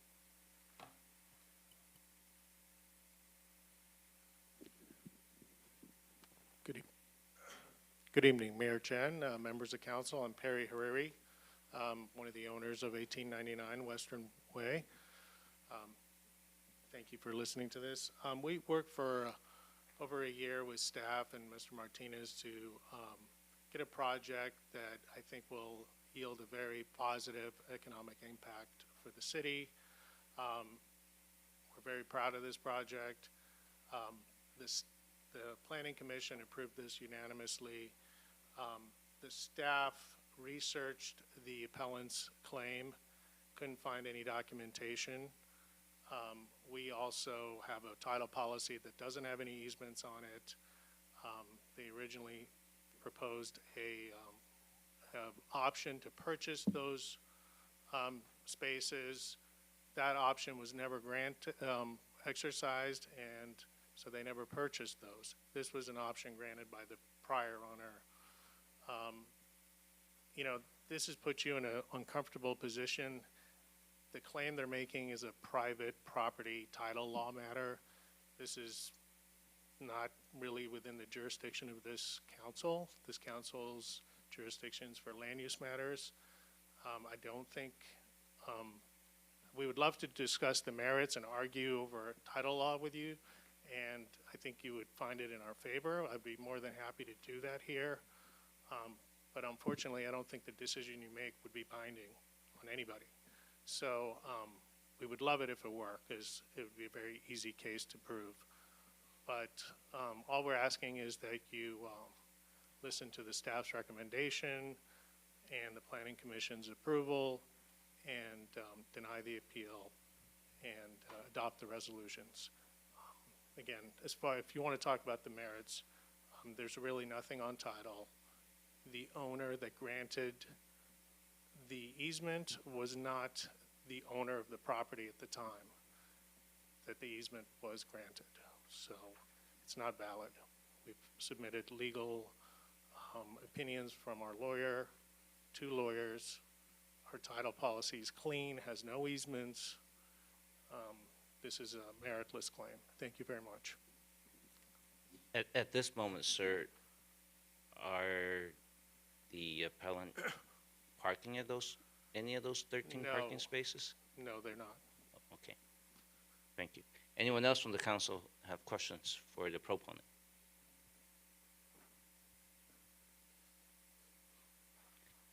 I would love the opportunity to answer any questions at the end after the appellant goes, because I have all the legal documents necessary. So. Thank you, sir.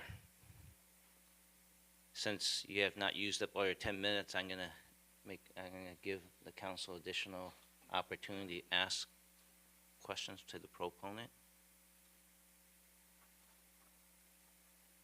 I don't see any, so I'm gonna move forward. At this time, are there any members of the public who wish to speak on this matter? And if so, you have up to 2 minutes to speak on this item. Please step forward to the microphone.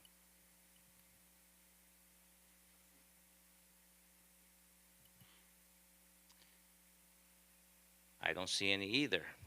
So now we're going to continue to move forward. Does the appellant wish to make any rebuttals? You have up to 5 minutes.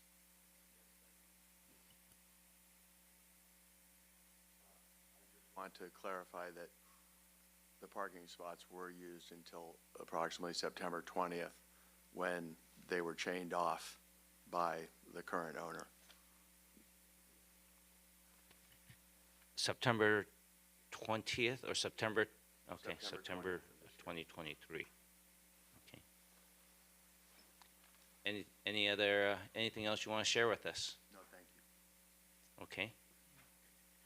Any members of the council have questions? Councilwoman Lewis.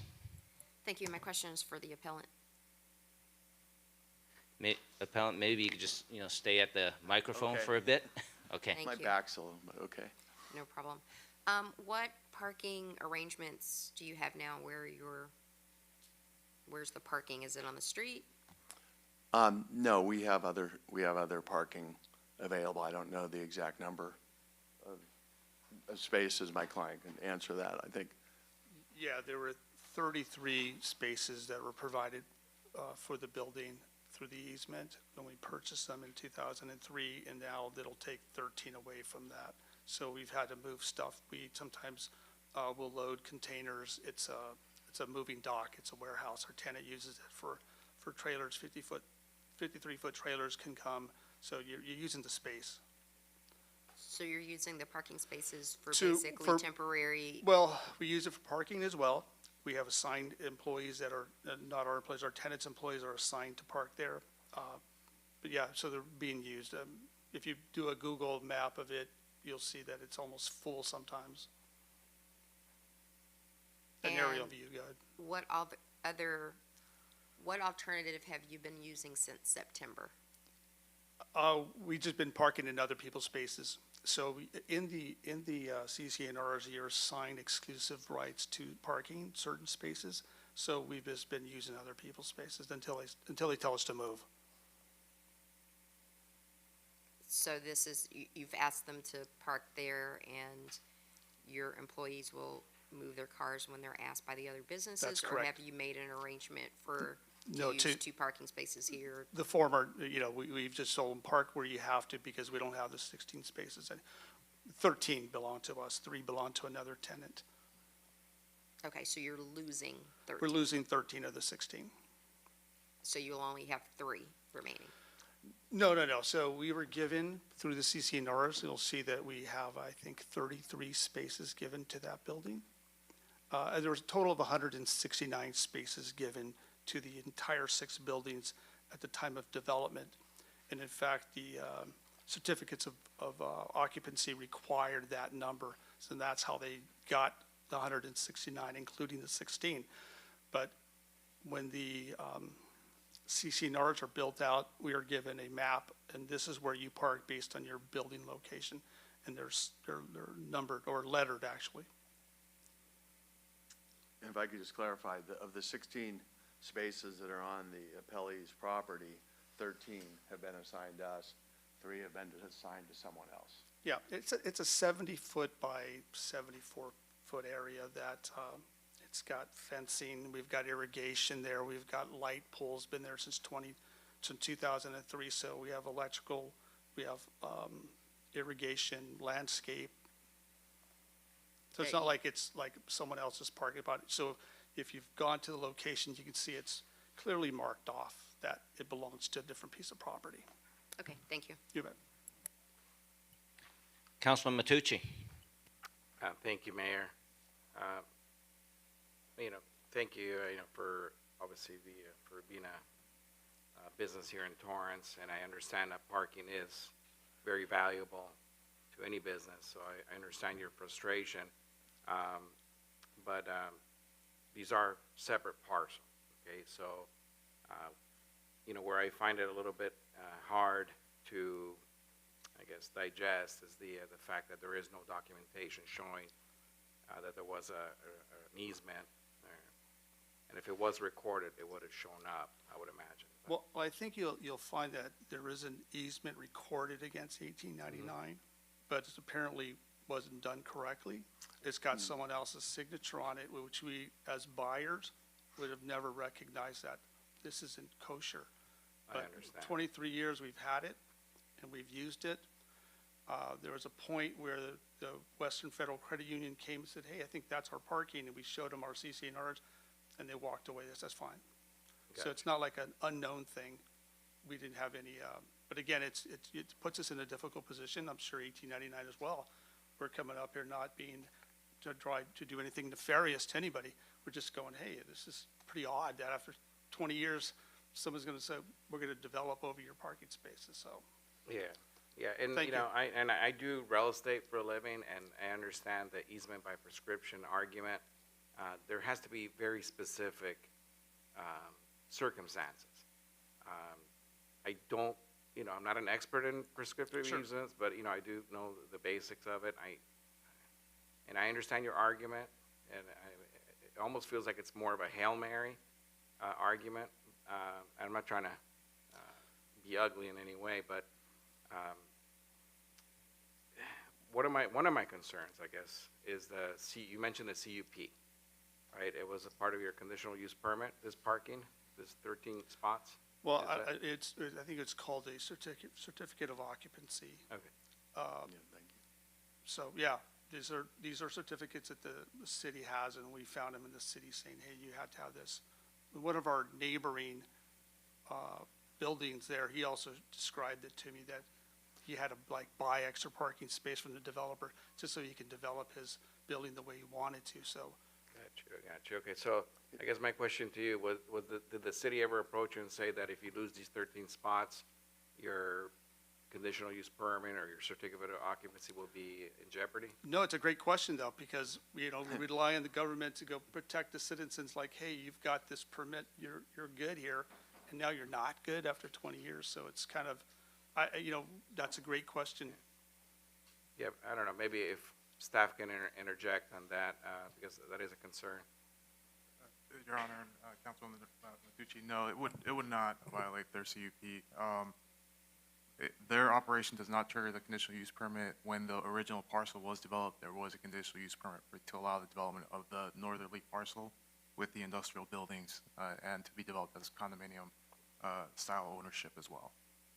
Okay, so we can go on record that if we take action to remove these parking spaces, again, if we go that route, the appellant will not, at least under these circumstances, will not be told, hey, your conditional use permit is no good, you got to leave.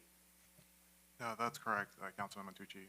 And also, if you'd like, there's a condition of approval should the council wish to take action on the item tonight, that should the adjacent property to the north provide legal documentation demonstrating required parking for 1843 to 1873 Western Way at 1899 Western Way, the project site plan shall be revised to provide the additional parking for the property to the north, subject to the satisfaction of the community development director. But again, that would be only if the council agrees to that. Okay, now, can you repeat that again on the part, is there in any way, okay, now say it in English. So basically, it's putting the onus on the appellant to provide additional documentation showing that they do have legal rights to that parking. In the research and the documentation that staff has looked into, they have not provided that justification. Okay, so obviously, I think we pretty much made it clear that you don't have the documentation to prove it. But I guess my question is, if we decide to, let's say, go in favor of the project and deny the appeal, are we allowed to protect the appellant in the case that the city eventually says, you know what, you don't have enough parking, you got to go? Is that one of the conditions that we're allowed to do as a council? In other words, it's an existing business. We don't want them to close down because of this project. Your Honorable Mayor, council members, Michelle Ramirez, Community Development Director, you actually don't need to add that because they're not in jeopardy of losing anything. So there's nothing to be lost by them. We will not go out there and tell them they're short on parking if the council was to go ahead and deny the appeal. And I think one of the things that Planning Manager Martinez brought up is if the City Council wanted to, they could add in a condition this evening to the CUP of the applicants that basically says if in the future something was discovered legally, then the applicant would have to revise the site plan to allow for those 13 parking spaces. Okay, without jeopardizing the project in itself, because if it's already Correct. built, obviously we can't. Yeah. Correct. Okay, yeah. I mean, I think it's almost impossible that everybody walks away 100% happy in a situation like this, but I think protecting the rights of the development and also protecting the existence of this business, I think it's something that we probably should all agree that we should try to accomplish. Much appreciated, thank you. Yeah. Yeah, I think, between the two property owners, I don't think anybody was looking to do anything wrong to anybody. Just circumstances come to us, and I'm one of 5 owners of that property, that condominium, who sort of stood up to go, hey, what the hell's going on, right? No, I understand, especially if it's, been used like that for a long time. Yeah. But, things change, projects pop up. Yeah. A new development could be also beneficial maybe to your property eventually. Yeah. In many different ways, I guess. Okay, I think I have a pretty clear picture. If we can keep that, the door open as far as, if a document were to show up, keeping that open, I think if it is by right that you have those 13 parking spaces, I would be all in favor of helping you out with that. Thank you, appreciate that. But, without having that documentation, it'll be very difficult for us to do it. Yeah, At least on my end. 20 years ago, and I think Alan McKenzie, who did the development, is in his late 80s, and he doesn't remember too much, and so we've tried all different ways of figuring it out, but. And we're of here course, now. I would always ask the parties, being that you guys are both private entities, to work together in the sense that if there is some surplus parking, maybe work out a rental agreement or something, for surplus parking to share parking that way. Sure, yeah, there's going to be we have electrical that leads into the parking places. We have parking lamps that we pay electricity to. So there's got to be some unraveling of that too. So we'll figure that out. Okay. Yeah, I mean, you guys got to be neighbors, so I figured, but I understand your frustration 100%. Unfortunately, when things aren't done in the first place properly, that's why we're here today. Thank you. But anyways, I think I have enough. Thank you for your time. Anyone else? Thank you. Councilman Shake. Thank you, Mayor. Just a question to city. We should have the certificate of occupancy. What does it say on the certificate of occupancy? Should be pretty clear. Councilman, Your Honor, Councilman Sheikh, Oscar Martinez, Community Development Department.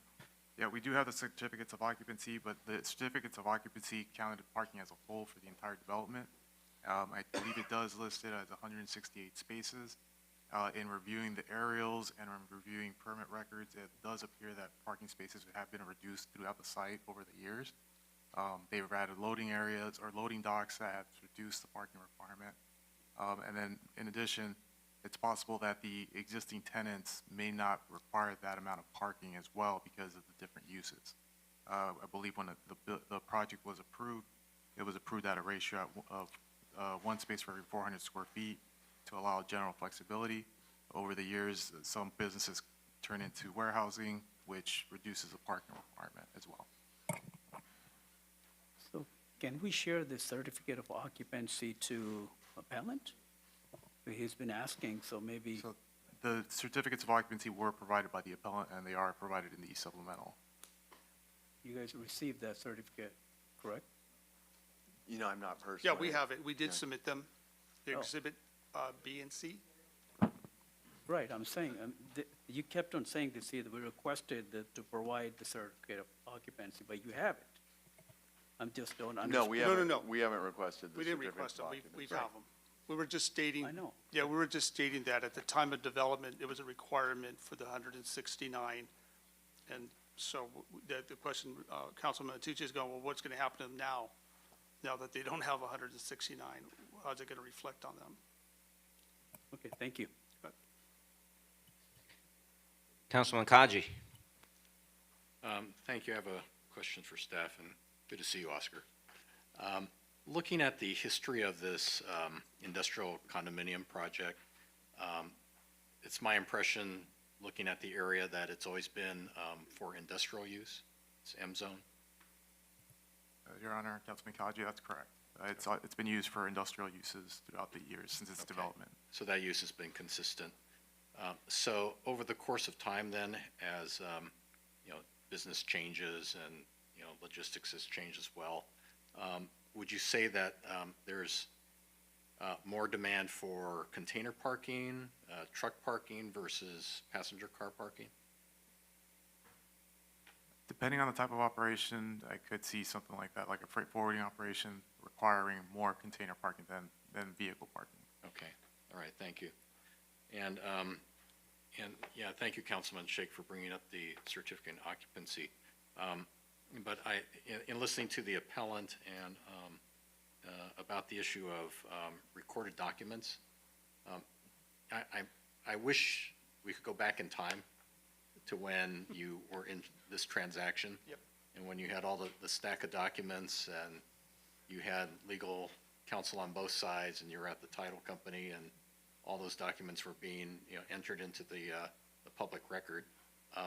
That's really, I think it all goes back to that. And I agree. There were 5 owners, 5 different buyers from our venture that were all in the same boat. You got 5 different businesses have eyes on this, and it just got past us. okay.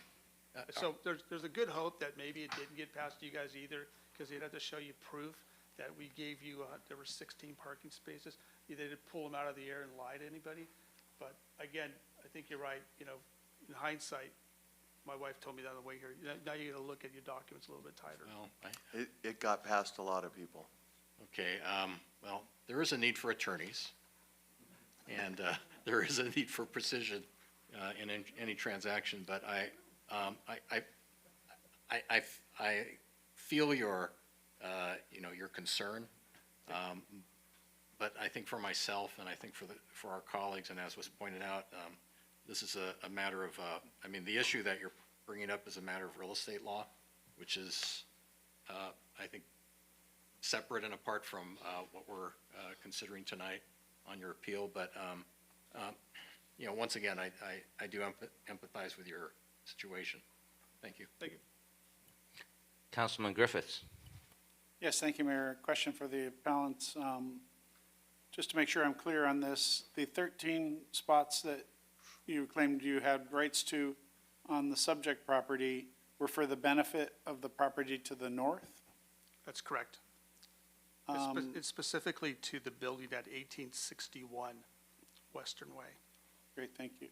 And were these passenger cars parking spots or larger? That's correct. Question for staff or the appellant. For the property to the north, I know we've changed our parking requirements to allow more compact parking and spaces than may have been at the time of this project being originally striped. I'm just wondering, is it possible that with restriping the appellant's property to the north, would that provide additional parking to them and still be within the parking requirements? Your Honor, and Councilman Griffiths, Oscar Martinez, Community Development Department, yes, they would be allowed to provide additional compact spaces. Previously, it was a 10% maximum allotment. Currently, it's a 20% maximum of the requirement. Do you have any sense about how many parking spaces they could get by restriping to add the additional compact? Without looking at a site plan and getting exact measurements, Councilman Griffiths, I would not be able to determine that. I understand. Has the appellant looked into the possibility of restriping your property? No, but you bring up a good point. Yeah, certainly they're valuable for whatever use because like, for instance, we have a tenant that's a freight forwarder, we have another tenant that's UPS. So UPS has a good number of staff because it's a call center, and they also move goods from there. But yeah, I think it makes a good point because sometimes you run out of space.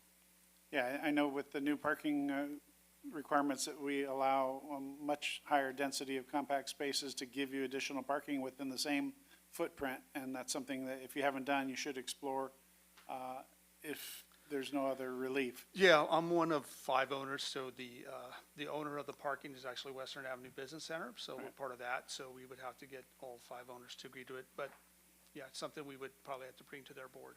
Okay, great, thank you. All right. Any other members of the council who has questions to the appellant? I think we're done now. Thank you. I will take a motion to close the public hearing. So moved. Second? Start voting, please. Your Honor, that motion carried unanimously. Thank you. Does the council wish to take action on this matter? Yes, Mayor, I'd like to make a motion. Before you do that, I'll ask the city clerk for a number and title, please. Your Honor, this is Resolution of the City Council of the City of Torrance, California, approving a conditional use permit as provided for in Division 9, Chapter 5, Article 1 of the Torrance Municipal Code to allow the construction of a new 29,747 square foot light industrial building consisting of 27,667 square feet of warehouse space and 2,080 square feet of office space on property located in the M2 zone at 1899 Western Way. I'm sorry, Rebecca, did you have a number for that? Yeah. 2023-109. Oh, 109, I'm sorry. I keep on missing those numbers. I move to adopt, resolution 2023-109, deny the appeal, and adopt a resolution approving the conditional use permit. But also I would like to add to my motion that we, protect, the existing businesses, against their, future denial of their existing conditional use permit and occupancy status. Your Honor, Additional Danny parking. Santana. I apologize, Councilman. I thought you were done. No. Your Honor, Danny Santana, City Manager's Office. Staff would recommend, rather than incorporating conditions for properties that are not before you this evening, to potentially consider incorporating a condition that community development staff can reread that hopefully accomplishes something comparable. It would allow the development to advance subject to the traditional zoning development standards that council would need to consider as a part of your consideration of the request, but incorporate a provision that should a court order or some appropriate legal proceeding affirm the appellant's position that they are entitled to those, that the subject development before you would have to be redesigned in such a way that would comply with that, with those appropriate legal proceedings. And I'll defer to staff to hopefully reread into the record should the councilman wish to incorporate it in your motion for your colleagues' consideration. Community development staff. Thanks, Danny. The condition would read that should the adjacent property to the north provide a court order demonstrating required parking for 1843 to 1873 Western Way at 1899 Western Way, the project site plan shall be revised to provide the additional parking for the property to the north, subject to the satisfaction of the community development director. Okay, I like that. But is there a way of protecting the appellant against the city coming back and saying, hey, you don't have enough parking, you gotta go? So, Councilman, again, Danny Santana, City Manager's Office, and maybe Community Development staff can help us out here if I'm off base. But as that property to the north is not before you this evening, what I think Community Development staff can offer is maybe an elaboration of a non-conforming use and how, if they feel that that would be inappropriate, or if they feel that the project would simply need to comply with standards that were previously in place when the project was entitled. Staff? Your Honor, and Councilman Matucci, so to kind of piggyback off of Assistant City Manager Santana's comments, legal non-conforming businesses or properties are allowed to continue to operate without any kind of repercussion or having them to upgrade to provide that additional parking that they don't have, for instance, in this case. In this instance, it's a possibility that it would not be legal non-conforming again because we do have a mix of businesses in that center that the parking requirements, depending on the different uses, it could determine that they do provide the code required parking. And then as Councilman Grepp has mentioned, they would be allowed to restripe the parking lot or reassess a parking lot to see if they can come up with additional compact stalls on the site itself to become compliant again. All right, I think that's satisfactory. So moved. I second. Just for clarification, with that condition that was read by Mr. Martinez into the record? Yes. Thank you. And that was part of the second, Councilman? Yes. Thank you. Start voting, please. Your Honor, that motion carried unanimously. Thank you, and thank you for the appellant and the proponent. We're just trying to do our best to make sure both of you operate peacefully with each other, and we did our best. Thank you for coming.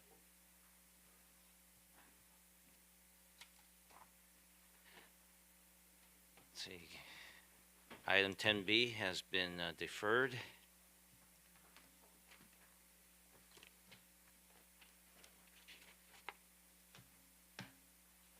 There's no agency agendas. There are no second reading ordinances. We're moving on to oral communications number 2. This portion of the meeting is reserved for comments on items not on the agenda. Under Ralph M. Brown Act, City Council cannot act on items raised during public comment, but may respond briefly to statements made or questions posed, request clarification, or refer the item to staff.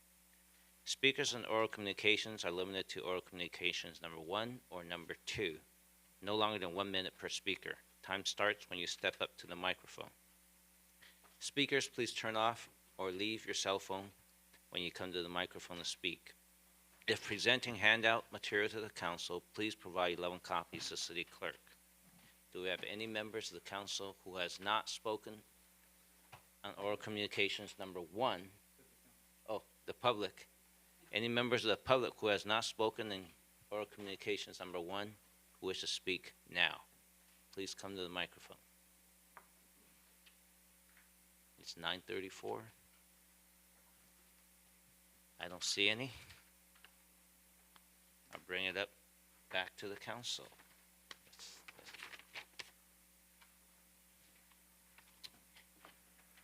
Let's look at the order. Councilman Shake. Thank you, Mayor. I just want to thank our chief to attending and visiting local worship places to promote partnership with the community. Thank you for coming and visiting and sharing your thoughts. Also, honored to attend the visit with the veteran on Torrance Museum. Thank you to all your service. And that's it. Thanks. Thank you. Councilman Griffiths. Thank you, Mayor. I just want to wish everybody a happy Thanksgiving. Hopefully, we've all got something in our lives to be thankful for, and that we take a little bit of time to reflect on that. And have a safe and pleasant holiday. Thank you. Thank you. Councilman Kaji. Thank you. This Thursday night at the North Torrance Library, we'll be having a community meeting for District 1. So I look forward to seeing all of my friends in District 1. We'll have presentations by all of our various city departments on updates in District 1 and in the city. So come on out. We start at 6 o'clock at the Torrance Library, North Torrance Library. Thank you. Thank you. Councilwoman Kalani. Thank you, Mayor. Just a few things. First of all, I want to thank again the veterans that came out on Sunday, and we had an opportunity to visit with them at the Torrance Historical Society. It was an extremely well-attended event. I think what I liked most was watching local high school students sitting and listening to the veterans speak with honor and valor about how they served our country, and it was very touching. So thank you to the Torrance Historical Society for organizing that and for the veterans that came out and took the time to speak with these young people. The Torrance Turkey Trot is Thursday morning. It's one of my favorite Torrance events, held at the Sam's parking lot, and starts at 8 o'clock. There's wonderful opportunities to meet people and spend the morning with family, get some steps in before you have dinner. So please go online to the City of Torrance and register. And I also would like to wish everybody a wonderful Thanksgiving, safe Thanksgiving, a happy Thanksgiving, and it's almost Christmas. That's it. Thanks. Bye. Councilwoman Lewis. Council Member Kalani took my thunder with the turkey trot. It is a very fun event. Even if you don't run, you can walk the path, and if you don't want to do either, you can sit in the parking lot because the beginning is also the end. Wishing everyone a wonderful, whatever you celebrate, whether it's Thanksgiving or whether it's Black Friday or Small Business Saturday. Thanks. Thank you. Councilman Matucci. Thank you, Mayor. I just want to start by first of all, thanking our veterans. We just got done with Veterans Day, and also Chief Hart. You're also a veteran, so thank you for your service and also for your continued service for the city of Torrance as our chief. Danny Santana, good job tonight. You were, I guess, our commander-in-chief in the absence of Aram. You did a great job, and of course, staff is always great at responding to our many, many questions. But I just want to remind the public that, the city is in good hands. The city is in good hands. And I'm not talking about us politicians. I'm talking about staff and the directors and our chiefs and our men and women of the police and fire, especially during the holidays.